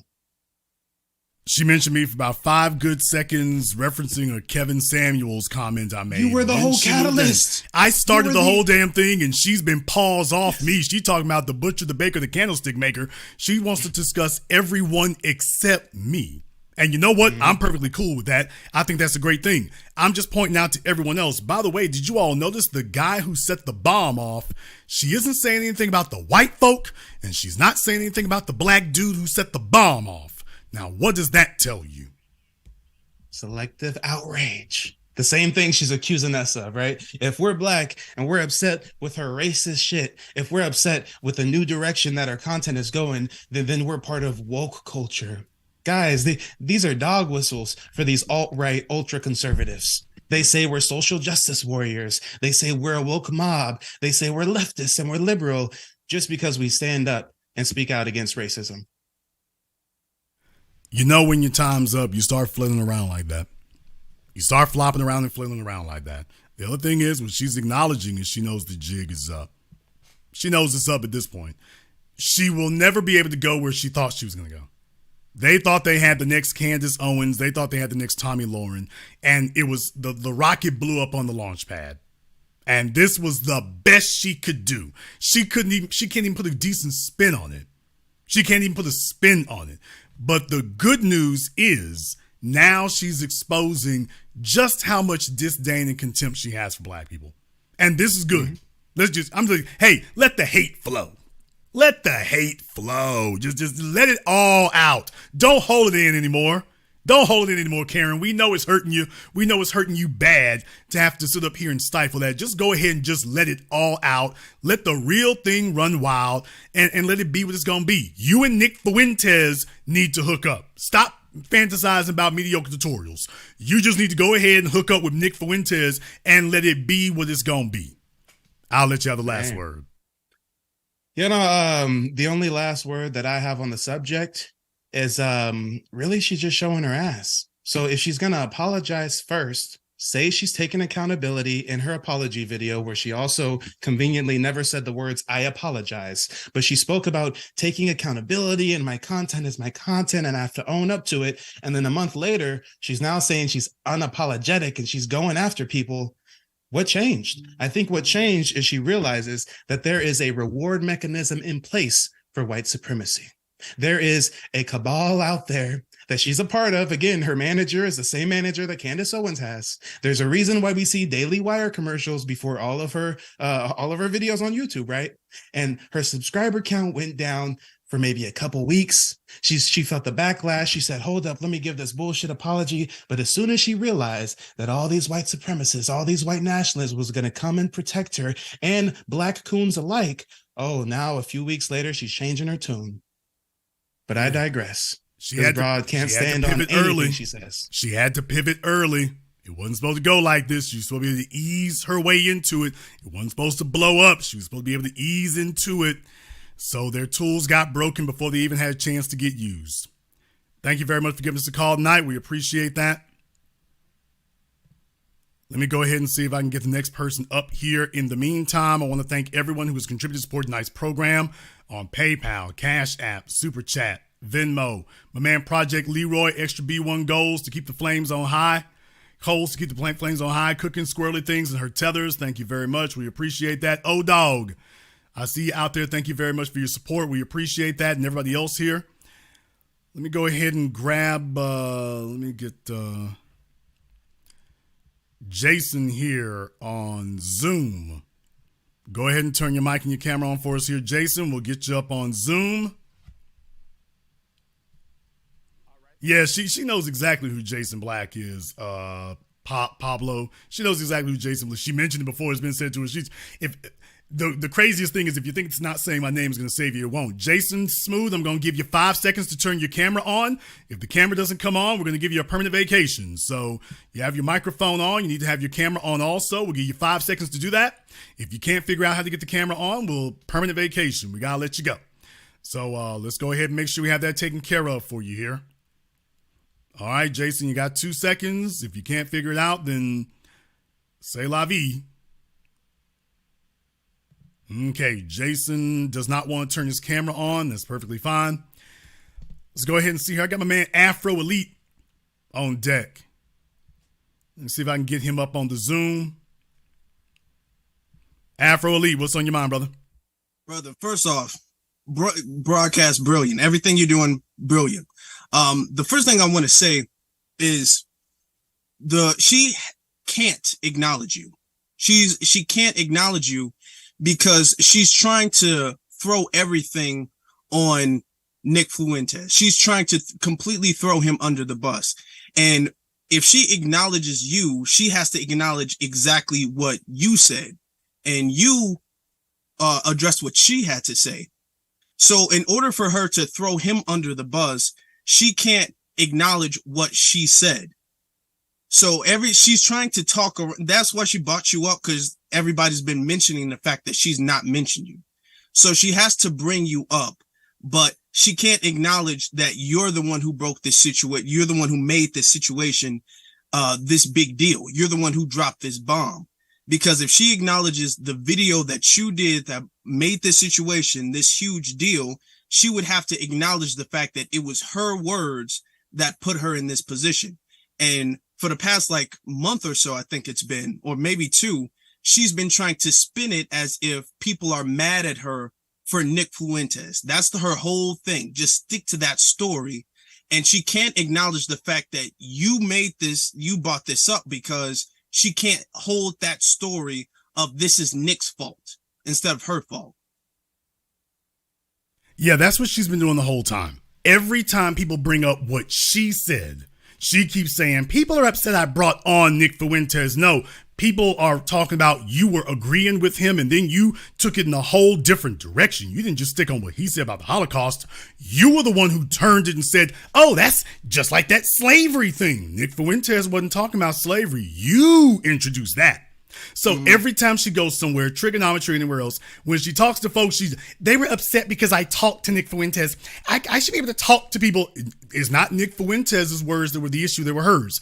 Now, once again, all of you are not stupid. You're all smart. Everyone listening to me right now, you're smart too. You get it. You all understand that she knows the issue were her words. So what this tells you is that her little would-be spin doctor she talked to said, now look, when you go out, you tell them that they were upset that you talked to Nick Fuentes and that you believe in free speech. but don't acknowledge that the issue was your words. Because everybody's talking about, hey, no, this is about what you said. But you're man, I talked to Nick Fuentes, and, I don't agree with everything. And then she turns right around and agrees with everything he said. So, yeah, her spin doctors, this is the best they could give her. This was all they could give her. Well, just tell them is a free speech issue. It's not a free speech issue. It's a white supremacy issue. And the problem with bringing me up is my credentials where it comes to talk about in this racial space are uncompromised. So if I say that's the issue that we see, that's the issue you got to deal with. We're not talking about relationships. We're not talking about dating. We're not talking about male-female relations. Now we're talking about white supremacy. And on that score right there, if I say this is what we see, I brought the invoices. So she's done everything except talk about that. Look, we all knew what we were seeing. We all knew that she was being groomed for some right-wing media outlet. We all saw that. Her goal now has been trying to convince people that that's not really what it was, that this is just some big misunderstanding. But you notice she's also saying, but I also want to keep talking to these same folk. So in other words, she realizes now, okay, she's a dead brand for cable TV. Let me see if I can just appeal to the racist right on the internet. Here's the problem. They don't trust her. And the reason they don't trust her is because they know she's been snuggling up with black dudes. So ultimately, she can't lead over here and she's not fit to lead over there. No, yeah, she's having a full-blown panic attack. Her future, how she saw it in the next 5 years, 10 years, is completely destroyed. She'll never be where she wanted to be, where she could, I don't want to say could have been, but where she could have been, she'll never be able to reach that. There's no cleaning this up. Well, she's going to try, because she has to. She's going to try to spin it, but at this point right now, I think she's just going to try to focus more on being Lord of the Pygmies. I think that's where it goes from here. Thank you very much for giving us a call tonight. We appreciate that. Let me go ahead and get a couple of folk here. I got some folks still here on Zoom. By the way, where's Oshay at? Oshay was in the chat room. Tell Oshay come through. Y'all get at your boy Oshay. Tell him come through. Let me get caller from area code 660. You're on live with The Business. What's your name? Where you calling from?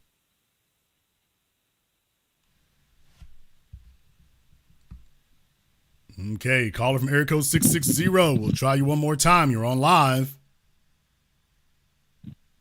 Okay, 660 maybe having issues. Let me try another one. Caller from area code 901.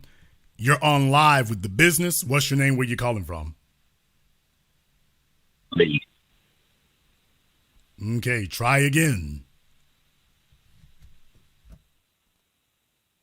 Oh. Hello, Lee. Okay, I don't know if he's doing bath salts or what. Let me try one more. Caller from area code 602. You're on live with The Business. What's your name? Where you calling from? My name is Jason, calling from Arizona. All right, Jason from Arizona. Where at in Arizona? In the Glendale, Arizona. All right, Jason from Glendale. What's on your mind? I just wanted to call in, and I wanted to bring everybody's attention to that shooter in Allen, Texas, that shot up the mall. Okay. They started digging into his social media. Brother. Okay, then what does that have to do with what we're talking about tonight? And you get to it right now. I'm going to get to it. What does it have to do with what we're talking about tonight? By direct name, he mentions Pearly and Nick Fuentes by name in a post. The shooter in Allen, talking about that Hispanic shooter in Allen, Texas, who shot up that mall. Yes. You're saying that he mentioned Pearly Things and Nick Fuentes by name. By name in a post. It's in the Daily Beast. And it's in reference to Hispanics being Nazis. And he mentioned Pearly and Nick Fuentes by name. Well, while it would be very tempting to throw Pearly into the wood chipper, don't get me wrong, it would be very tempting to do that. I would want to have some context on that. So I really want to know the context in which he was saying that. The context in which he was saying that is he was speaking to the fact that he's a Hispanic and he's a Nazi. He's a right wing extremist, and he was making a reference to Nick Fuentes and what Nick Fuentes was saying when he came on Pearly Things platform, and he mentions Nick Fuentes and Pearl by name. So what I'm saying is these white supremacists, she's whether she realizes it or not, she's connected up into them. They get the dog whistles. They understand what's going on with her. They understand why she platforms people like Nick Fuentes. In the article that it's in, you can Google it. It's from the Daily Beast. Just Google Nick Fuentes, Pearl, and Garcia, the Mauricio Garcia. It'll pull up the article. Okay. Well, this would be nice. I just wanted to put that out there because that's it kind of blew my mind when I read that. Okay. Actually, I did take a look into that just now while you were talking.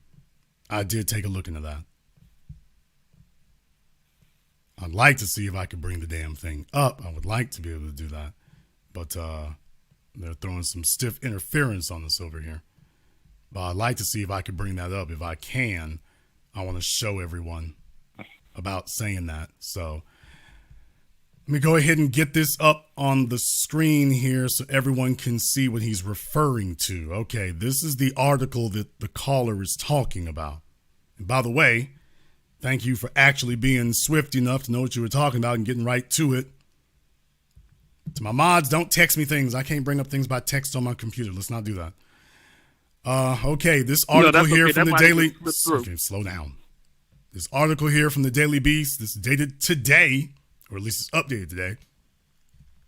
Disturbing posts show neo-Nazi shooter plan to target Texas mall.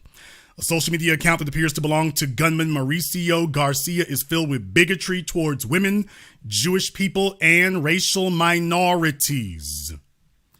When you scroll down here, it says here that I'm going down here to the part where they were talking about here. Many of the posts addressed his Hispanic heritage, which some commentators previously cited when expressing doubts about his neo-Nazi leanings. Because you see, you had a whole bunch of folk who were telling us that when we said that he was a white supremacist, they were folks online, he can't be white supremacist, he's Hispanic. And we said, no, he's white Latino. What does that matter? This is why it matters. So this incident has really ripped the whole cover off of this idea that you can't be Latino and white supremacist. Because you're dealing with, as I always told you all, you're dealing with European cultures. And that's the bottom line. So if you take a look here, it says, in one recent post, he mused about the Latino people being white and cited Nick Fuentes, a white supremacist with Hispanic heritage. Quote, now he's quoting his words. This is why the caller called up.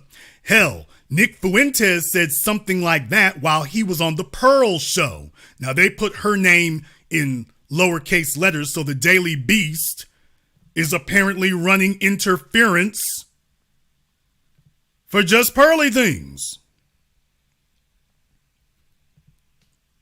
The Daily Beast is apparently running interference for just Pearly Things. So as you all can see in the article, they put her name, but they put it in lowercase letters, even though they know who she is. So just understand, what have you all learned here tonight, whether it's Pearl herself or the white media running interference, they all play dumb. When it comes to racism, all of a sudden, they don't know nobody. They all play dumb. Who's Jason Black? Yeah, that Jason Black guy outed me. The business. All of a sudden, they all start playing stupid. Hey, Pearl, don't look now, but your situation just went from bad to worse.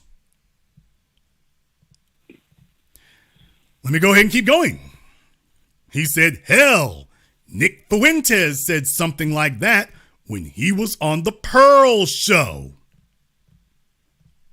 He wrote, quote, I think I even read in the news Hispanics could be the new white supremacist. Just the other day, this black dude told me the line is blurring. He can't tell the difference anymore. Someone would look white, but they're actually Hispanic.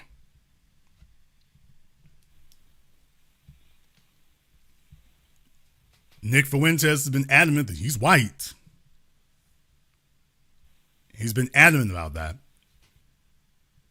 Now you have a mass shooter who is specifically mentioning pearly things. Now they're specifically mentioning that.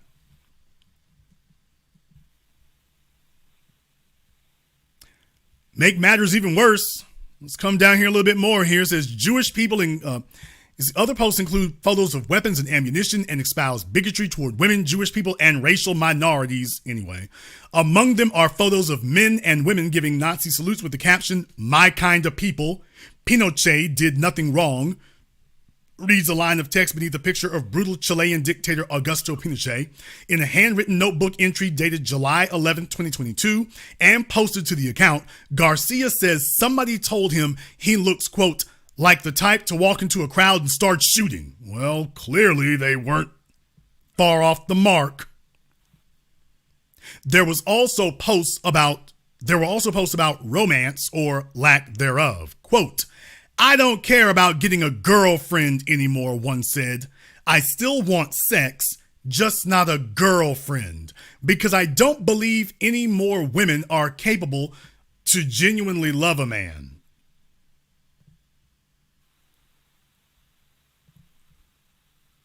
This thing is messing up bad over here. I want to make sure you all can see the text of it for yourselves. But you can see here where somebody told him that he looks like the type of guy to walk into a crowd and start shooting. And then he says, "I don't care about getting a girlfriend anymore." What has Pearly Things been doing? Pearly Things does not appeal to masculine men who do well with women. Pearly Things is appealing to the incels. And what do you know? An incel, one of her incel listeners, because Nick Fuentes doesn't have the internet show, Pearly Things does. And one of Pearly Things' incel people. Now, y'all find out if the white media sits up here and blows this up, by the way. See if the white media does this. Because anybody remember Micah Johnson? They came looking for Tariq Nasheed. They come looking for black folk. Is the white media going to come looking for just Pearly Things to say, by the way, you claim that you're not a white supremacist and you don't engender white supremacy? You claim that a valuetainment. Hey, Patrick Bet David. So we gonna act like this ain't happened? See, everybody want to talk about the male-female thing with just Pearly Things. I was the first person and the only person who connected the male-female aspect of it to the racial aspect. And what you just saw happen in Allen, Texas, confirms the racial aspect. Everything that we've been saying the whole time. And this is just the one we know about. This is just the one we can confirm. Hey, Newsweek, Business Insider. Didn't Business Insider do an article about just Pearly Things right before I did my video? Didn't Business Insider do an article about her? Yeah, they sure as hell did. Valuetainment Money was talking about that. Remember that? Remember that, everyone? Business Insider was just doing a story about just Pearly Things. Hey, Business Insider, don't you need to spin the block and come back around and do a follow-up video about her now? Do a follow-up article? Isn't it time for Vox or Vice, as long as they can stay in business? Isn't it time for one of those outlets to come spin the block again? Y'all wanted to talk about her before. Hey, can't we talk about her now? Can we go ahead and talk about just Pearly Things now? Because for the folks who were saying we was reaching, for the folks who said that, by the way, this is in their own words. This is in their own words. So when you see her sitting up here mocking black people, when you see her sitting up here mocking slavery, when you see her sitting up here mocking it and laughing about it, when you see her sitting with Nick Fuentes and everything is all great and everything's all gravy and everything's all funny, daring to talk to Nick Fuentes about relationships, by the way. When you see this, I want this to be in its proper context. Because this is the proper context. Nah, Pearl, you got a hell of a whole lot more to worry about now, because some of the things that we predicted and were saying you were engendering, well, now there it is. Hey, y'all, I wonder if the white media is going to pick up on this. You know what? We ain't going to worry about waiting for them. We'll be on this now. I had known he had just done some social media posts, but I've been dealing with a bunch of things here, so I'm glad you gave us a call about this to go ahead and put that in this context, because I was unaware. I knew he had put up social media posts, and they were just talking about, I actually posted about that on my Twitter earlier today. Jake Tapper was having conniptions because they had to acknowledge that this was a Latino who was saying he was white. Well, yeah, there are plenty of white Latinos, because Latino is not a race. And they've been trying to act forever as if, that everybody sees things the way black people do, and no, it's not true. It's not true at all. So now Just Pearly Things has gone to a whole new level. She might want to be quiet from here on in. Hey, Mediocre Tutorials, Oshay, Lead Attorney. Anybody else out there? I think this is a very interesting little turn of events. That the mass shooter in Allen, Texas, is a listener to Just Pearly Things show. Well, he was a listener before he gunned down the mall. The mass shooter in Allen, Texas, and by the way, y'all know I know Allen well. Dallas Metroplex, I know Allen well. I was one who told y'all about it blowing up. I know Allen well.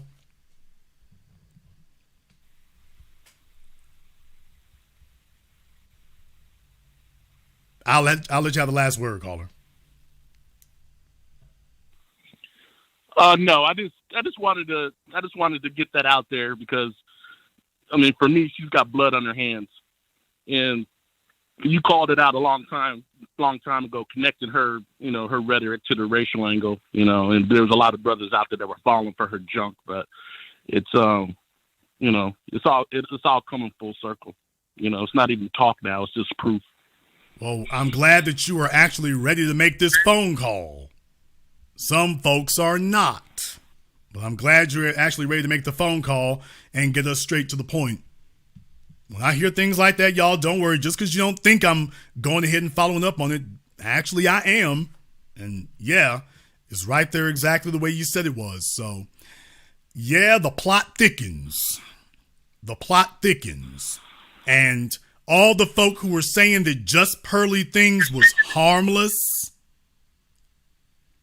anyone before now who wanted to say that Just Pearly Things was harmless, that this was just First Amendment, that Just Pearly Things, well, can't we have a conversation? You go ask those people in Allen, Texas, if this was just a conversation. You go ask them if, hey, lead attorney, you groveling, sniveling, butt-kissing ass, you go ask those people in Allen, Texas, if this was just entertaining. You go ask them if they're entertained by this.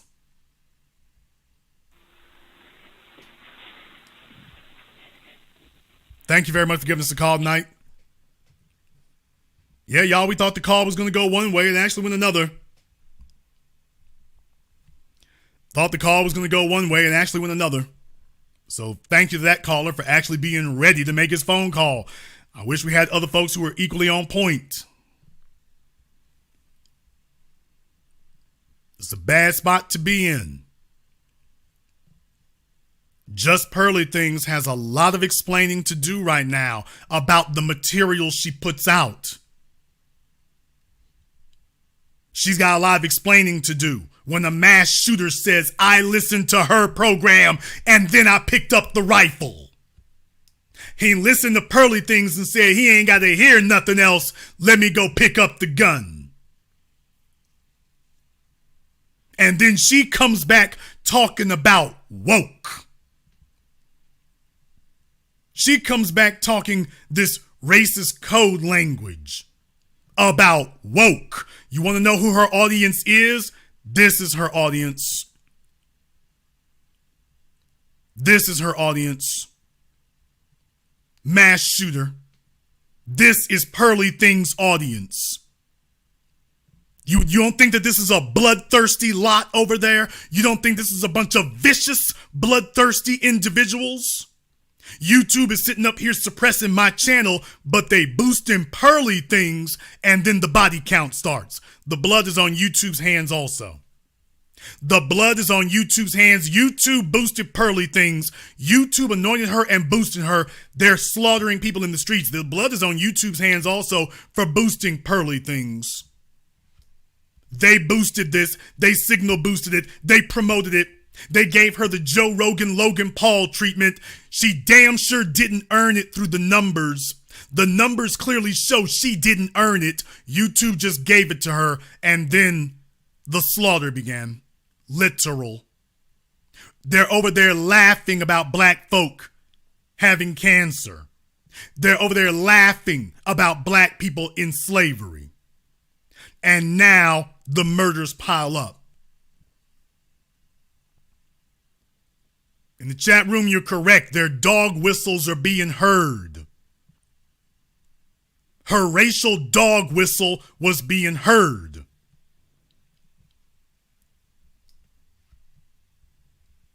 And these social media platforms and video platforms need to be taking a second, third, and fifth look at these individuals that they're boosting. Because YouTube, with its right-wing alt-right leanings, it's always been, YouTube has always played this game of boosting alt-right individuals. They've always played this game of boosting them. And then the bodies pile up. And then YouTube pretends they didn't know nothing. And then they sit up here and boost her so that in the algorithm, so she can sit up here and have some cheeseball ass knockoff program, but she can't help but to sit there and joke over black people's deaths the way that she joked over black people's deaths by the millions in slavery.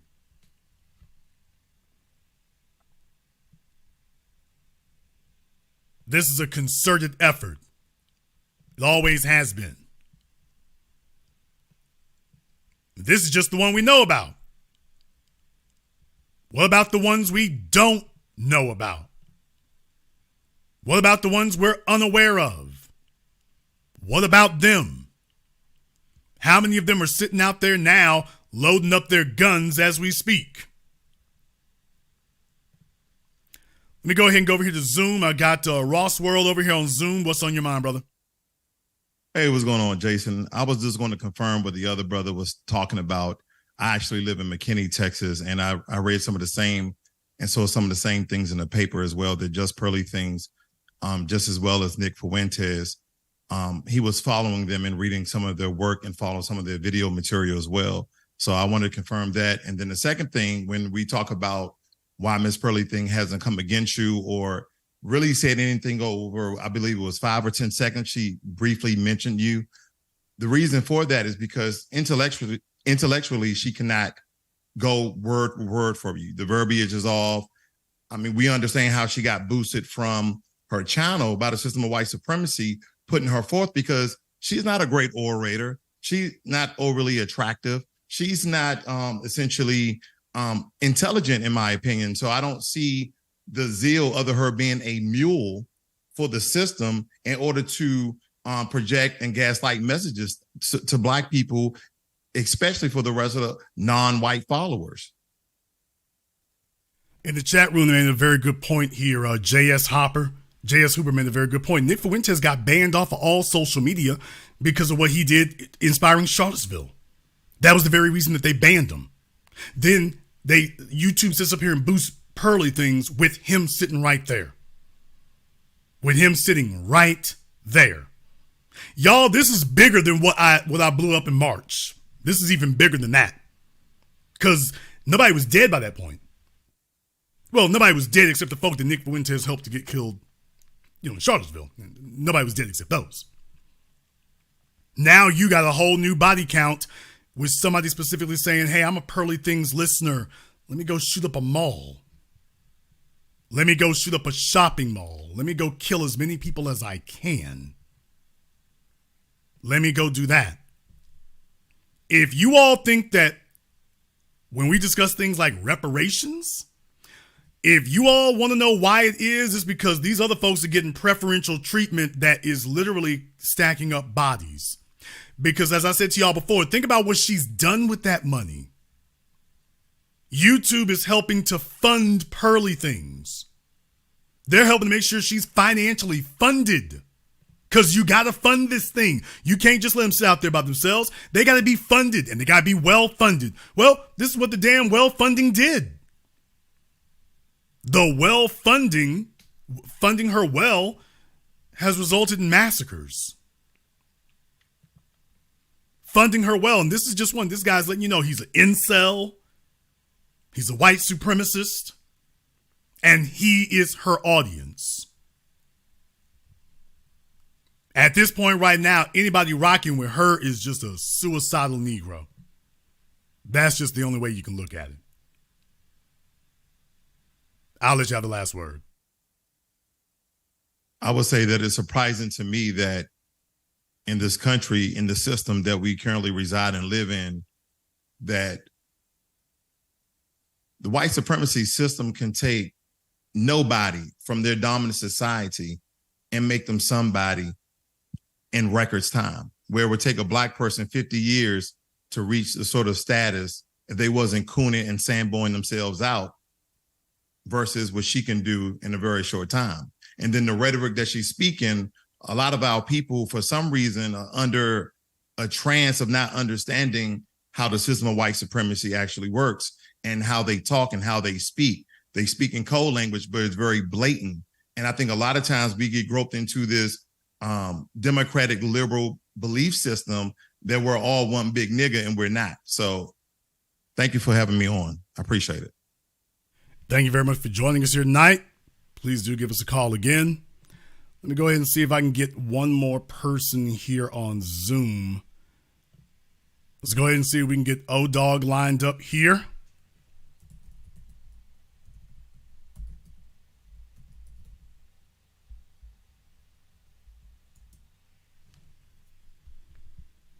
Go ahead and see if I can get you up here. Go ahead and turn your audio and your camera on for us here. Hopefully they're not on Zimbabwe broadband. We'll give them a few moments here to go ahead and get that going. We'll give them 5 seconds to get their video here going. We're not going to stall around all night. We've been moving pretty good. So, okay, whoever you are on Zoom, you're not going to be on until you lower the camera down. So just showing an eyeball is not going to get the job done. Lower than that, sir. I'll give you one last chance. Let's get that thing down here. It's showtime. Yes, sir. Yeah, I just wanted to say that I always knew that Pearly was pandering, like right from the start. So I'm glad that you've kept your foot on her neck. So pardon me, so to speak. I just wanted to keep it short, and I actually sent you a donation. If you could push that back to me real quick, so I could correct it, that would be very much appreciated. I don't know if I can. How did you send it? Yeah, I sent it through like YouTube. Yeah, if you could try to send it back, like I would really appreciate it. But I'm not trying to take up any more of your time. Okay, well, I mean, you should be able to. I don't know how to send it back to you. You should be able to request it. I think it goes through AdSense or something, I guess. But I'm not. I'm not sure how to. But I'm not joking. I don't know how. All right, yeah, I'll work on it. Yeah, if you could look at it, that'd be great. I appreciate you, sir. All right.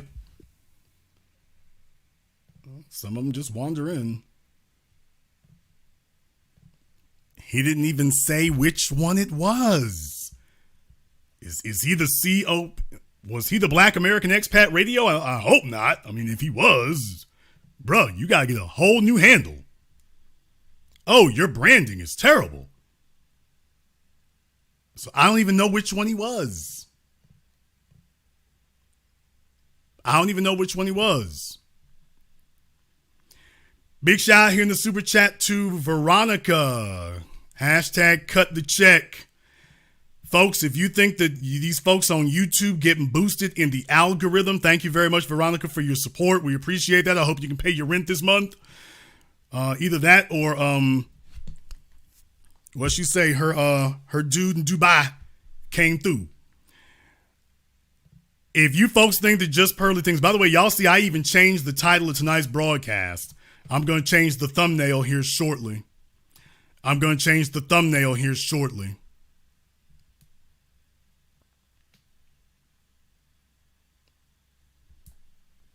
You all see I changed the title on tonight's program. So we're going to, it took a little bit of a turn here, but we stay up to date. Let me get caller from area code 412. You're on live with The Business. What's your name? Where you calling from? Good evening, Jason. My name is Robert. I'm calling from Pittsburgh, Pennsylvania. I just want to commend you for your insight to expose her early, and you get great kudos for that. She's everything that she's not. Those people and flattery.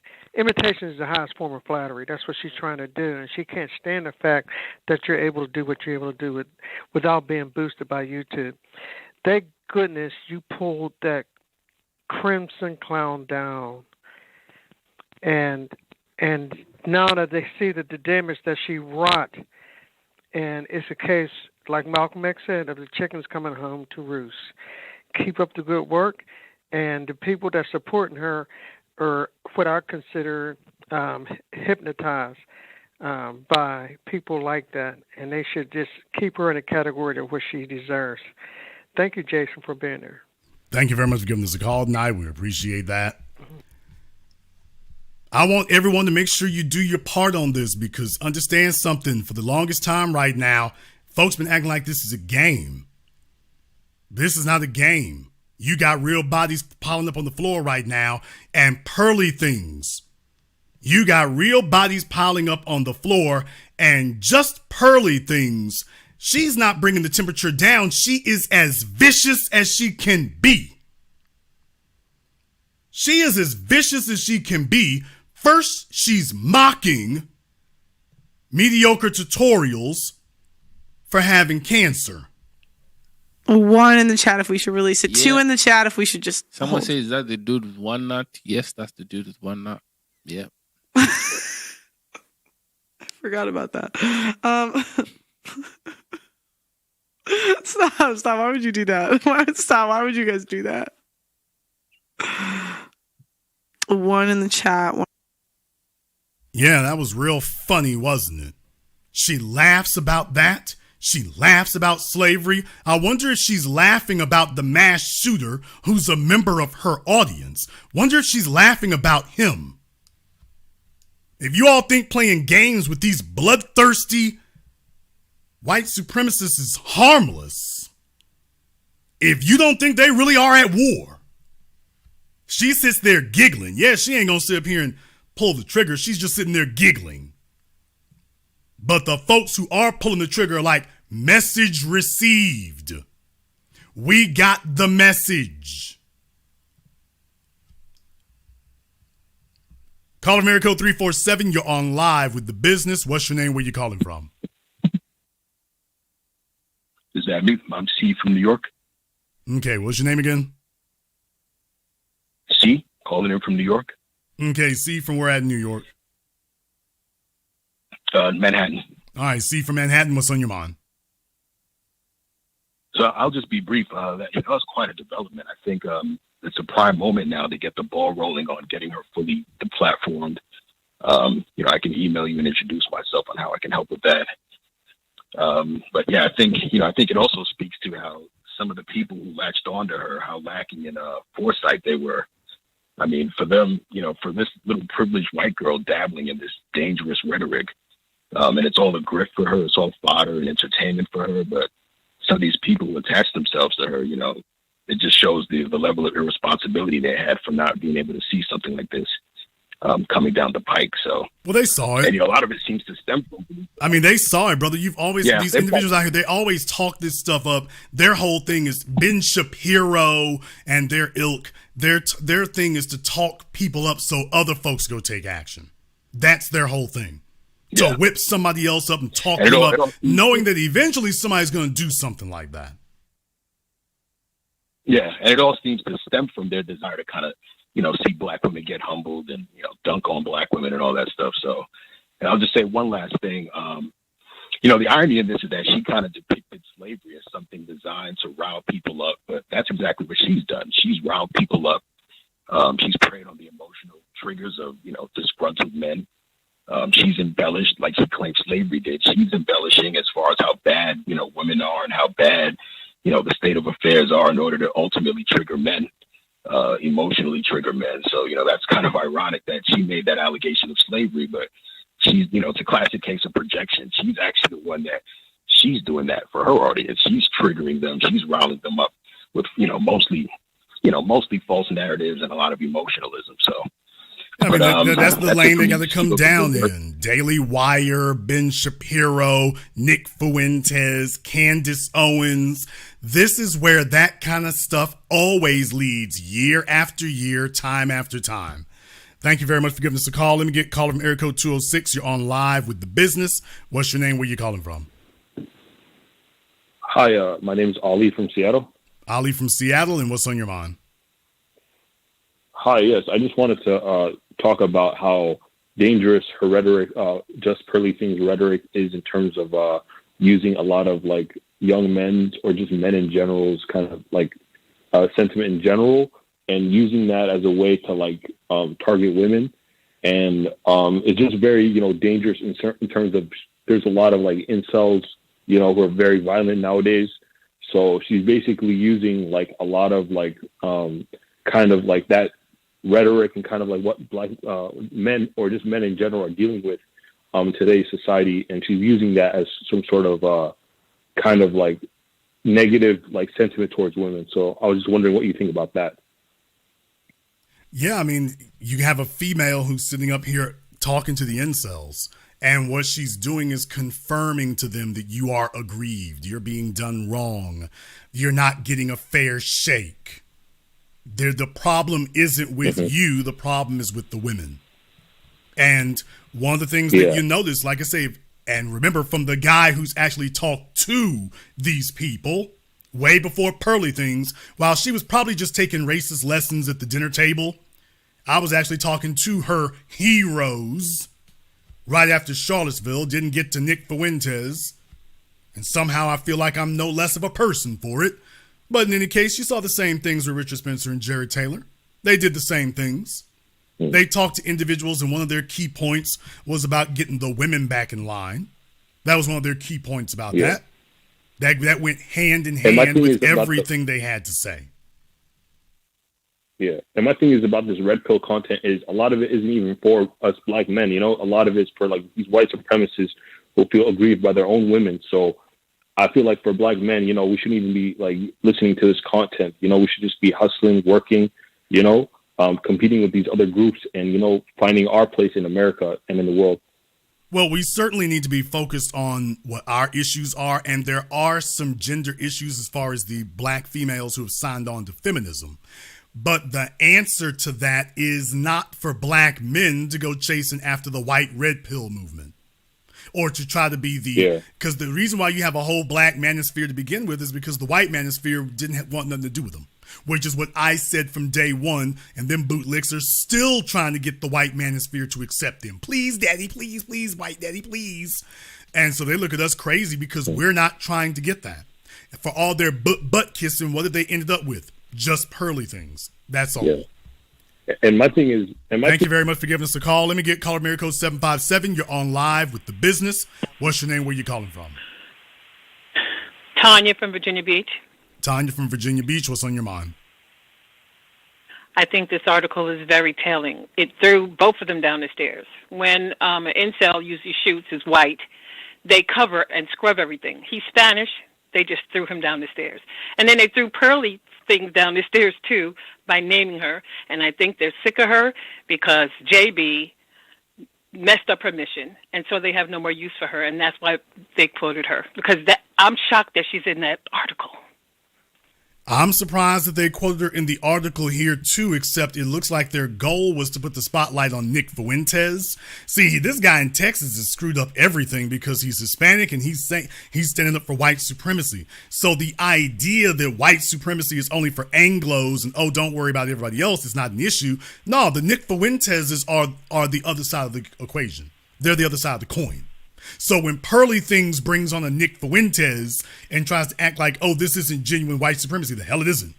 It's not about him being right wing. Nick Fuentes is not just right wing. He's white supremacist. That's the key element. You cannot leave that element out because that is the key, the linchpin that holds everything together. Otherwise, he would just be some screwball running around screaming into the ether.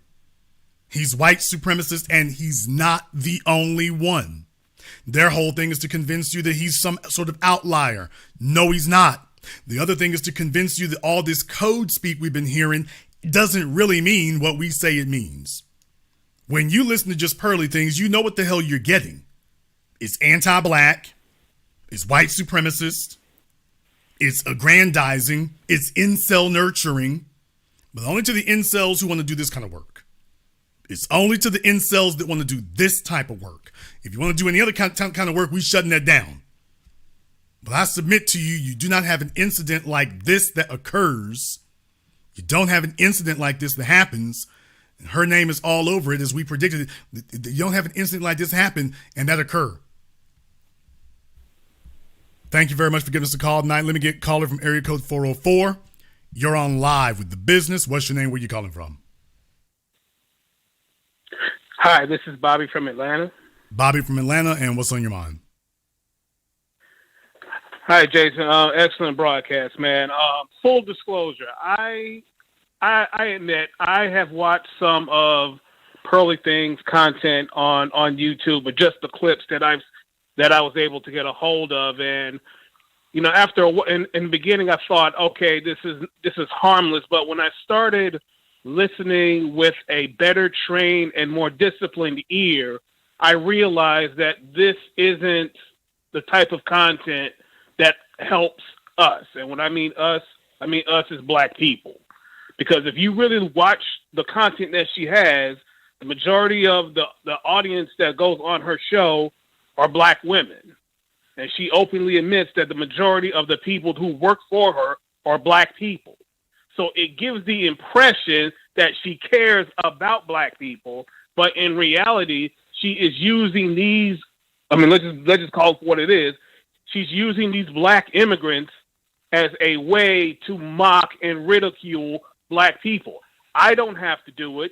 I'm going to put these people on this platform, and I'm going to have them talk, and I'm going to have them act stupid, and I'm going to have them ridicule themselves.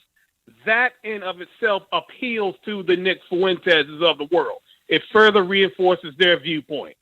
It makes people like Nick Fuentes more interested in coming onto her show. That's why he accepted the invitation. She knew what type of man Nick Fuentes is. She knew the ideology. She knew what he is about through and through, and that still didn't stop her from bringing this guy on. You know, and my thing is, she reminded me of a Vice feature story that was done a year and a half ago about the rise of white nationalist media and the role that women played in that rise. Now you could connect the dots between the rise of white nationalists, the role of white nationalist females in the white nationalist media, and all this violence, because women have a way of delivering a message that it seduces the listener outside of men, because men, we come right up the middle. Women, they're more strategic. They know what to say, how to say it, and when to say it. And I just believe that, there has to be some level of accountability and responsibility that she has to take in all this, because if you're willing to do all this and you're willing to be this big ass provocateur, you better be ready to take everything that comes with it. And I saw her quote unquote explanation that she did yesterday, and she was basically babbling. She knows she stepped into it. and she knows that she's going to have to take some level of heat from this, from the powers that be at YouTube. What kind of punishment she gets, I don't know, but she needs to answer for this as well. Because if you're going to sit up here and you're going to go after a black artist when some fool goes out and does something stupid and violent, you come after the black artist, you hold them accountable. But you don't want to hold a white person to that same standard. Now you got bodies. That means something. Now you've got dead bodies. Thank you very much for giving us a call tonight. Let me get caller from area code 660. You're on live with The Business. What's your name? Where you calling from? My name is Ethermel, calling from Sedalia, Missouri. Okay, Ethermel from where, Missouri? Sedalia. Okay, Ethermel. And what's on your mind? Yeah, I've listened to you for a bit of time. I haven't heard every video. Wait a minute. Weren't you in the chat room and you said that you were on the line? Yes, I was. And weren't you in the chat room and said, hurry up and get to me, Jason, you're real long-winded? Yes, I did. Just wanted to make sure. Caller from area code 610. You're on live with The Business. What's your name? Where you calling from? Yeah, hi. This is Obi. I'm calling from South Carolina, Columbia. All right, Obi from Columbia. And what's on your mind? Yeah, first, I wanted to thank you for doing this. I've been following you for a while, and I also want to apologize. I'm from Nigeria, and a few weeks ago, you had to school one of our stupid brothers about the history of colonialism and stuff. And then also, I suspect that the people working for Pearly are also Nigerian. And I just wanted to let you and your audience know that we have a big issue in the black diaspora outside Africa. And basically, a whole bunch of, I don't know if you're aware of this, but there are a bunch of Africans who are ashamed of being Africans. And Nigerians are not excluded from that. So I just wanted to let your group know that. But here's the funny thing. After you exposed Pearly, I had to look at the people I was, like the lead attorney, I had to unsubscribe. I wasn't subscribed to Pearly, so it didn't matter to me. I noticed that she had a goofy show anyway. But there's a guy that I found out about this, and he's called Obsidian. And he actually had an interview with Nick Fuentes today. And he was there running cover for him. And it was so disgusting. And I'm like, what exactly? To me, this Obsidian guy, he's an intellectual moron. Okay. I'm sorry, I don't know. Well, just so you be aware, on my program, I really don't like promoting other YouTubers, for one thing. So I'm sorry. It's one thing if you call my program to talk about me. It's quite another thing if you call my program to discuss what another YouTuber is doing on theirs, especially one as luckless and shameless as Slobsidian. So there's literally nothing that can happen over there that would surprise us. He's already a shameless ass kisser. He was hoping it would help him. It did absolutely nothing for him.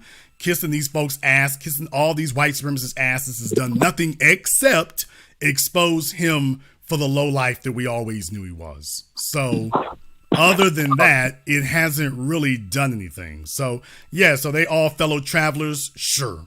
He would be sitting there handing Nick Fuentes the bullets while he's shooting up the mall. That's what it means to be a bootlick and a flunky.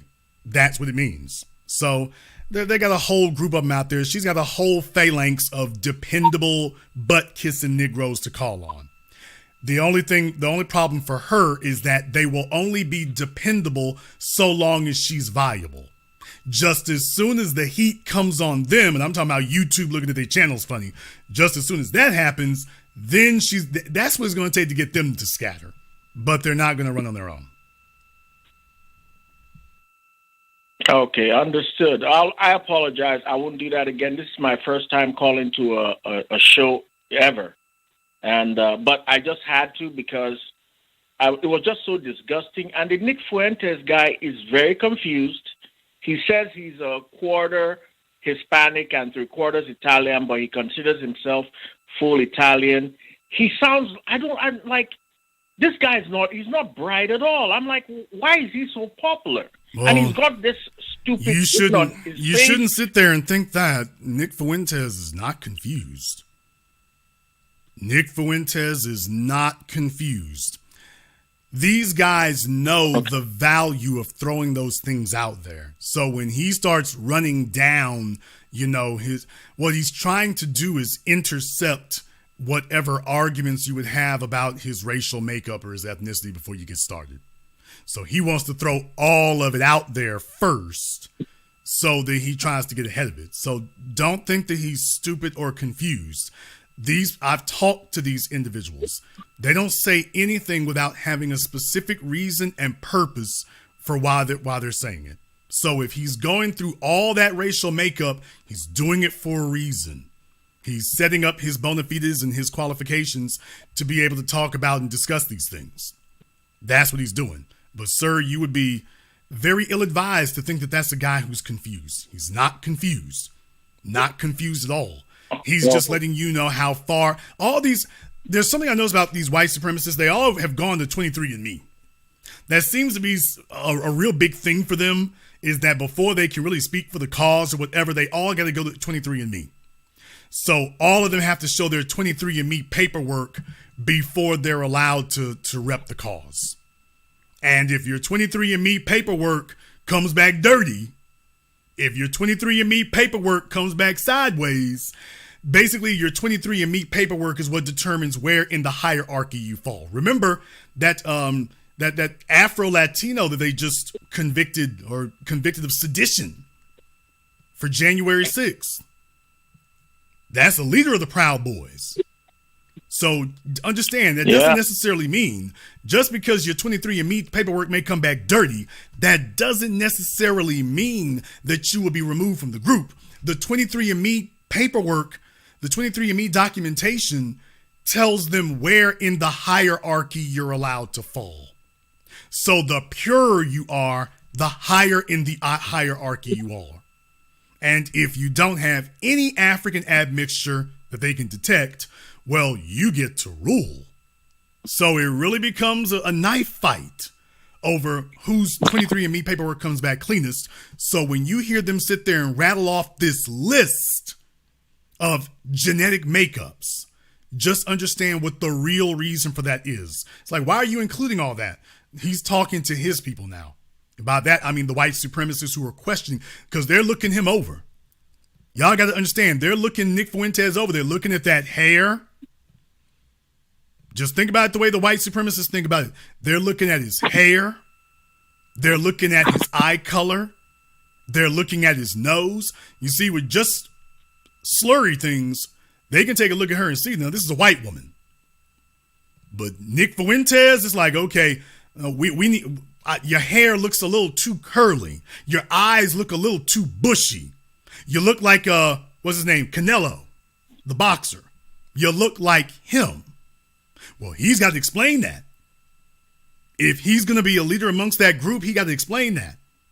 And you all got to remember, it's been several years now since Charlottesville, so he's got to keep re-examining and re-explaining why he might look a little funny to some of the followers.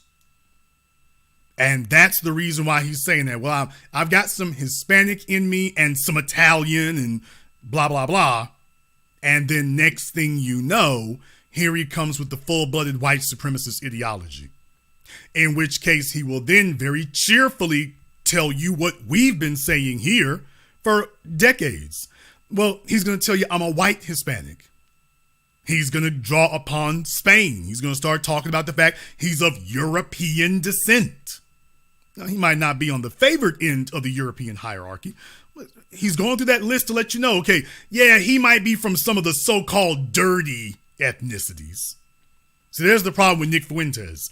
Nick Fuentes, the only thing he can't really claim the really clean ones. He can't claim to be German or British.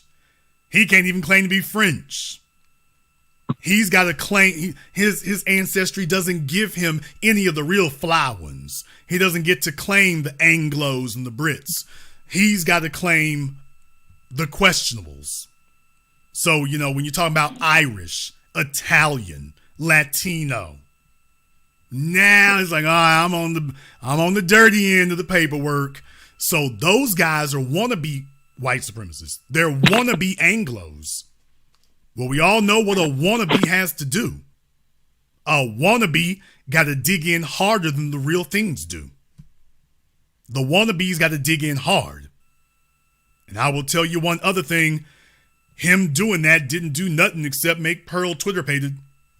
She was as thrilled and as stimulated and aroused as she could be. Because in her eyes, she had a white man who was accepting her and respecting her. Even though it was exploitative. So don't fool yourself, brother. He's not confused. Not at all. He's doing it because this is code speak to other people. And that's the reason code speak exists. Is code speak exists to confuse you. He's not the one confused. You're confused like, wow, he's all over the place. He doesn't know what he wants to be. It's not about what he wants to be. He's telling his people what he is. So just in case somebody challenges his credentials, he's already put it out there. Wow. Okay. Well, thanks again. I must be slipping because I'm from the Igbo tribe of eastern Nigeria, and we almost got ethnically cleansed during the Nigerian Civil War in the 60s. So we were trained as kids to, watch, other tribes and make sure we know where the danger is coming from. So I've always watched or tried to watch folks like Pearly and even people that support her who happen to be black, and I definitely got caught slipping. I thought this Fuentes guy was a little dim-witted, but apparently he's running game on me. So no. Nick Fuentes is far from stupid. He can tell you about the history of Germany from the Weimar Republic forward. He can actually probably go back further than that. Now, people like me can go all the way back to the Roman Empire and the Huns. But Nick, for his purposes, they really go back to the Weimar Republic. And you'll start noticing these guys. So when they talk about slavery, there's a whole list of ideologies. When we talk about things like the Turner Diaries and things like that, they've got their own avenues and lanes of history that they study in the specific ideologies. So when you say slavery, they say black slave owners. When you say Holocaust, they say embellished. When you say slave Holocaust, they say exaggerated. When you say civil rights struggle, they say unnecessary, unconstitutional. We can go down the list. Wow. They've got their own, everything that you say now, they've got a response to all of it. Doesn't matter how absolutely diabolical and unscrupulous it is. This is what they're taught. So they're all taught these things. Nick Fuentes can probably tell you all about Elijah Muhammad and the Nation of Islam. He can probably tell you all about it. He can certainly tell you all about Dr. King and Malcolm X. He can certainly tell you all about that. Or at least their white supremacist teachings about it. So just understand, he didn't get where he is because he's stupid. He's gotten where he is because basically he's like a college student of these things. Now, never mind the fact that he ends up in the wrong place. He's promoting white supremacy. Never mind that altogether. But don't be deceived. He's not an idiot. He's not a fool. And neither is Pearly Things. She's not stupid either. The both of them are there to sound dumb and sound ditzy and sound like, oh, we're just learning about all this. We're just having an open dialogue. Both of them know every damn thing that they're talking about. They also know what they're not talking about, which is why they go and talk to these other folk. They don't talk over here. Thank you very much for giving us a call tonight. They know where to go. They know where not to go. Let me go ahead and see if I can get Zoom going here. So David on Zoom. By the way, if y'all want to wake Pearly Things up and let her know she's welcome to give us a call tonight, I would love to discuss Allen, Texas with her. Because Pearl, by the way, you'll start getting questions about that pretty soon, I'm certain. You'll start getting questions about that pretty soon, I am certain. Here on Zoom, Mr. Morrison, you have 5 seconds to cam up here. Okay, he's all out of focus and everything. All right, Mr. Morrison, what's on your mind? Turn off your speakers, sir. Oh, my goodness. Excuse me, sir. This is what you were definitely big on. Let me get that together. All right, am I good now? We'll find out what's on your mind. And I still hear myself, sir. All right, my apologies. He's not ready for the world. Oh my God, I got two Bluetooth devices going on at the same time because this is actually been an amazing podcast for me in particular. So I'd just like to hit one point on you, or just ask you a question, as pertaining to how, and I don't know if you saw it, but how MTR responded to what occurred. Did you get to see that? Yes, sir. I saw it. What's your point? Don't quiz the host. We don't like that. What's your point, sir? Time is precious. What do you want to ask? I'm not getting anything. I'm not hearing anything. Okay. Well, let me go ahead and let him go for the evening here. Folks, don't quiz the host. Time is very precious here. You all know I actually showed you the screen from Mediocre Tutorials. Yes, I heard. Don't quiz the host, folks. You're just wasting time. Let's not do that. Well, folks, like I say, there's a whole lot to answer here. We went a whole lot deeper than we thought we'd be doing, but there's a whole lot to answer here. And a whole lot of folks are going to have some explaining to do. A whole lot of folks with some explaining to do. Hey, Pearl, you're going to have to explain to folks how this went down. You're going to have to explain to people exactly how that went down. Go ahead and start explaining. Start telling people it ain't your fault. Start telling them you didn't know anything about it. Start telling them you had nothing to do with it. Hey, Business Insider, you wanted to talk to her about her burgeoning YouTube career. We need to have a little talk about this. We need to have a little talk about this. We need to have a little speech pattern about this. Somebody needs to explain where, hey, Jason Black called it. Or are we just going to wait for the next ones? Anybody who thinks they're boosting unscrupulous individuals in the YouTube algorithm, anybody who thinks it's harmless, think again. Think again.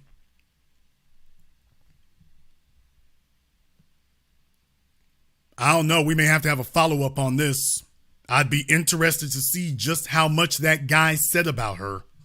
I'd be interested to see just how much he said about Pearly Things. I'd be interested to know because they said that they went over his computers and his social media and everything like that. And I was wondering why it was taking so long for them to say anything about him. And now it looks like, ooh, hell, no wonder it was taking the white media so long to say anything. Because now it's like, oh, there's all kinds of details. YouTube is responsible for this. YouTube choosing to boost her. Oh, YouTube had their hands in this one. Man. Yeah, that was a whole lot there now, wasn't it? But it's harmless, right? It was supposed to be harmless, right? It was supposed to be. No, it was never supposed to be harmless. It was supposed to be nasty and vicious and bloodthirsty. It was supposed to be all these things. You all better watch your damn backs the next time I tell you about these carpetbaggers and culture vultures. The next time y'all sit up here and play an audience to the bootlicking Negroes who sit up here and smile in these folks' faces, you all better wake the hell up and understand that you are dealing with a deadly situation. She will sit up here and inspire the mass shooter that will walk off into the mall that you're in. She will go inspire that mass shooter to go walk off in the mall with you. And then she'll show up the next day looking as ditzy and brainless as she pleases, knowing what she's done. Somebody go find her bootlicks and ask them, by the way, you gonna cape for white mommy now, ain't you? We're gonna get that together, aren't we? Or not. Can you hear me? Let me go ahead and jump over here to Zoom. Wait till you're called. All right, Kia, you're on live. What's on your mind? I just wanted to ask you, like, really quickly, because I don't have to stay on here. Do you think that her appearance, like, has anything to do with how she was able to, I don't know, become popular? Like, because she's not really attractive. She doesn't look like a model. She wouldn't be intimidating, I guess. Do you think that has anything to do with why she was kind of able to sneak in and, like, I guess, sneak under the radar? And, like, because she's very fair, she has, like, that reddish hair that kind of plays into, like the yeah, what you're saying is that she is unquestionably white, but at the same time, she is Aryan-ness. Well, she's unquestionably white, but at the same time, she is also obviously attainable. So she certainly doesn't look like an Instagram model. I'm not dissing anybody, but you know, she doesn't look like the ravishing beauties over there and stuff. She looks like the average chick you would pass by at the McDonald's and Walmart. She doesn't look exceptional. So, yeah, that helps. If she looked like, you know, I can't really name the white chicks like that, but I mean, if she looked like one of them, you know, that would be different. It'd be totally different because then you would know she's running game. So if she looked like if she looked like a Kim Kardashian type, you would know she's running game. If she looked like a Britney Spears type, you would know she's running game. You would know that. If she looked like Scarlett Johansson, you would know what was going on. You'd be like, no, not that. But she just looks like the chick next door. She looks like your substitute teacher from 8th grade. So, yeah, in that case, now she's got plausible deniability. Remember, she presented herself before originally as what, the whitest girl in the world or something like that? So, yeah, what she was saying is, I'm just a plain chick. There's nothing special about me. And her whole thing was, how do I use that to my advantage? How do I make that a positive? This is how you make it a positive. So, yeah, absolutely. Of course, that certainly has helped. It certainly has helped grease the skids. So why do you think that, I guess, so many people are still defending her? Like, that, I guess that's what I'm confused about. Like, I know my opinion is that her audience and her intended audience was self-hating Black people. They are. Yeah, but why do you think that, like, even after this broadcast goes viral, why do you think so many young Black men will still cling to what she says? Like, what would be the purpose of it? Ma'am, you had slaves who, after they were freed from the plantations, turned right back around and walked to it. You had Jews who wanted to return to Nazi Germany. You have dead enders from the Iraq War. You had Germans who didn't want to abandon Hitler while the bombs were falling on his house. I mean, that's a truism of history. There, we call those dead enders. And the reason for it is because they have nowhere else to go. If you've been a Pearly Things ass kisser, and you know you have been, if you've been listening to her, you know who you are, and you know you don't have a place in civilized society. You put all your chips on her. So you don't have the option of walking that backwards now. You can't turn around and walk it backwards. They're already pariahs. They already put their chips on her side of the table. They can't go back. So at this point now, they got to be in it to win it, even though it's already lost, because they've got nowhere else to go. Nowhere. So now you know the basic reason for that. They got nowhere to go. They might as well just go ahead and ride out till they get took out. I guess.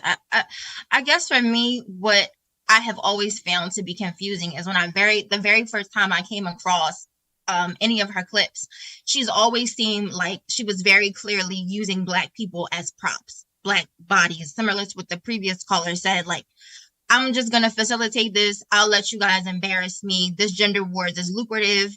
Just go right ahead and go off, and I'll just sit here and give you the mics. And for me, it's always been very clearly that, like, it's never been like, anything that she has said that has been, I guess, somewhat, I guess, valid, she's stolen those talking points from either you or Kevin Samuels. Like, she's never had anything original going on to begin with. And I guess just me being naive, I don't understand how anyone ever fell for it. But I do appreciate what you said about a lot of these men. They can't be accepted by the white, red pill community. So they had to create their own. So I'm guessing that this is what, I don't know. I'm guessing this is what that was supposed to be. Like, that's yeah, well, I mean, it's like the Black Masons, you know? I mean, they're just a knockoff of the white Masons, but if the white Masons stamp their foot, the Black Masons are going to bow. And we all know that. Everybody knows you're just a knockoff of the real thing. So this is where they're at now. They don't have any scruples. They don't have any decency. They don't have any principles. Their principle is kissing these folks' asses and getting somebody in the dominant society to acknowledge them, which they never did until they proved to be used. When she was in a jam, now you can be useful. At least now you can be useful. And that's her saying, okay, I'm here to cash in all your chips. You cash in any blackness or whatever, you're going to give that up today. The crazy part about it is what she took from them, they can never get back. It's over for them. Now, she might be able to get white society to give her another chance, but they're not going to get the bootlicks, they're not going to get another chance among black folk or white folk. So for them, it was all for nothing. So just recognize in this day and age, you got a lot of dead enders. The internet is overflowing with incel individuals, and that's her audience, black incels. Because the truth of the matter is you ain't gonna learn a damn thing about dealing with women from Pearly Things, because she don't know a damn thing about dealing with men. She's talking about a wife school for a woman who's never been a wife. This is comedy. This is comedy. She's talking about being a wife. And she's going to help you be a wife, and she's never been one herself. She can't help you be a wife, and damn sure doesn't know husbands when she sees one. So the folk who are listening to her, they're only listening, quote, to be entertained or to be indoctrinated, but they're really listening to be nurtured. Can we just keep it real? Listening to her is as close to a polite, congenial female as her male audience is going to come. And what does she tell them? It's not your fault. Another psycho, Melanie King. There's another one. What does she do? You notice she does the same thing. Shameless with it. You can see how fraudulent she is. She's the weird looking Derek Jackson, female Derek Jackson. But the male audience that she's catering to, she knows that's what is missing in their lives. So what does she do? She throws up some thirst trap pictures, or at least was her pathetic attempt at it. She throws up some thirst trap pictures. Hell, that post she put up talking about she's looking for her king. She knows what she's doing to them clowns. She put up a community post. Y'all saw me do it when I did my program about her. She put up a community post talking about she's looking for her king. Wherever you are, I'm waiting for you. You don't do something that open unless you know you are shamelessly throwing out a bone to these losers in your audience. You know you are. You know it. And it works on them. It works on them. It doesn't work on the general population, but it works for the folks she's targeting. It works on them. So what do? I'll let you have the last word. No, that's all I wanted to ask, Jason. I didn't realize that you had touched on that. So I just wanted to see if you saw what I saw. Like, is her averageness a part of her package? Like, is even when she's in the video, like you can see she tried to do some makeup and some hair, but not too much. No, I mean, there's pictures of her completely glammed up. Right. I mean, there's pictures of her out there completely. Everybody's seen the side by side. There's pictures of her completely glammed up. Hair done, eyebrows, lipstick, makeup. You know, there's pictures of her completely glammed up.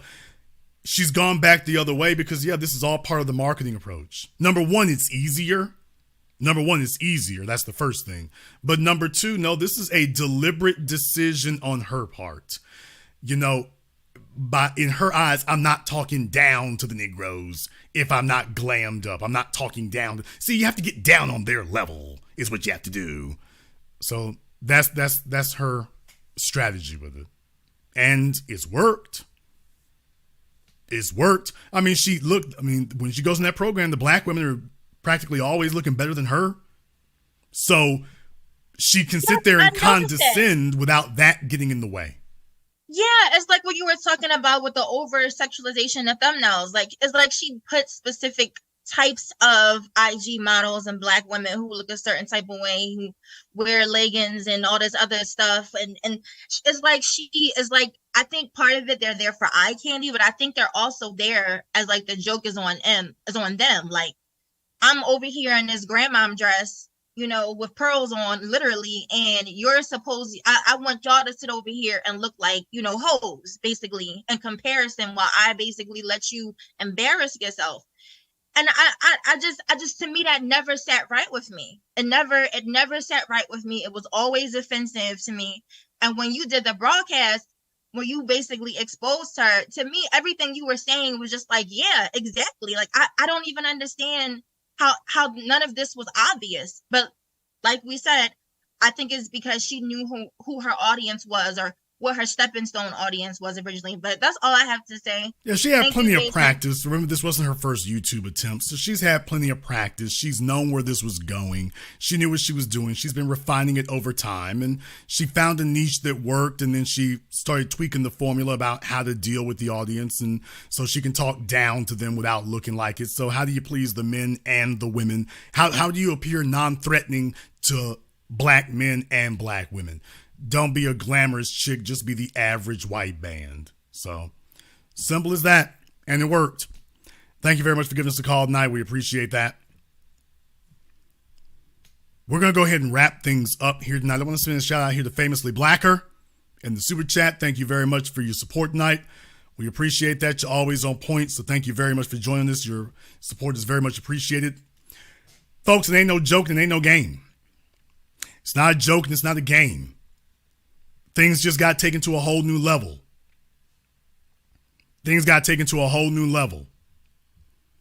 Just Pearly Things, Allen, Texas.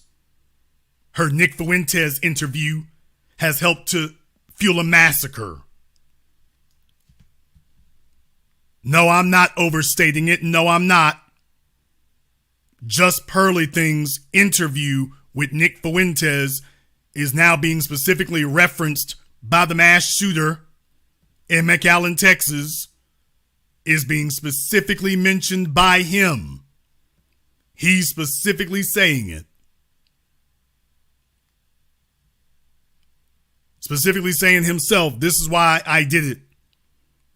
Specifically saying who he was listening to, who his inspirations were.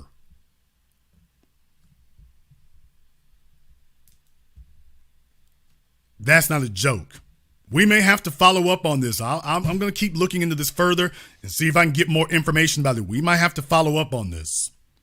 We might have to follow up on this for your survival's sake. We might have to.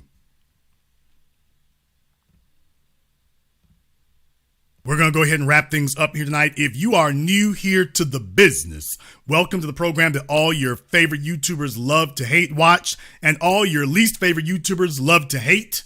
Click that red subscribe button. Click that yellow notification bell. Join us each and every time that we're here.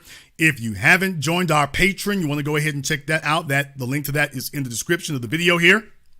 We are definitely going to be glad to have you join us for that as well. This is the place that gives you the news, information, insights, and analysis you'll receive absolutely nowhere else.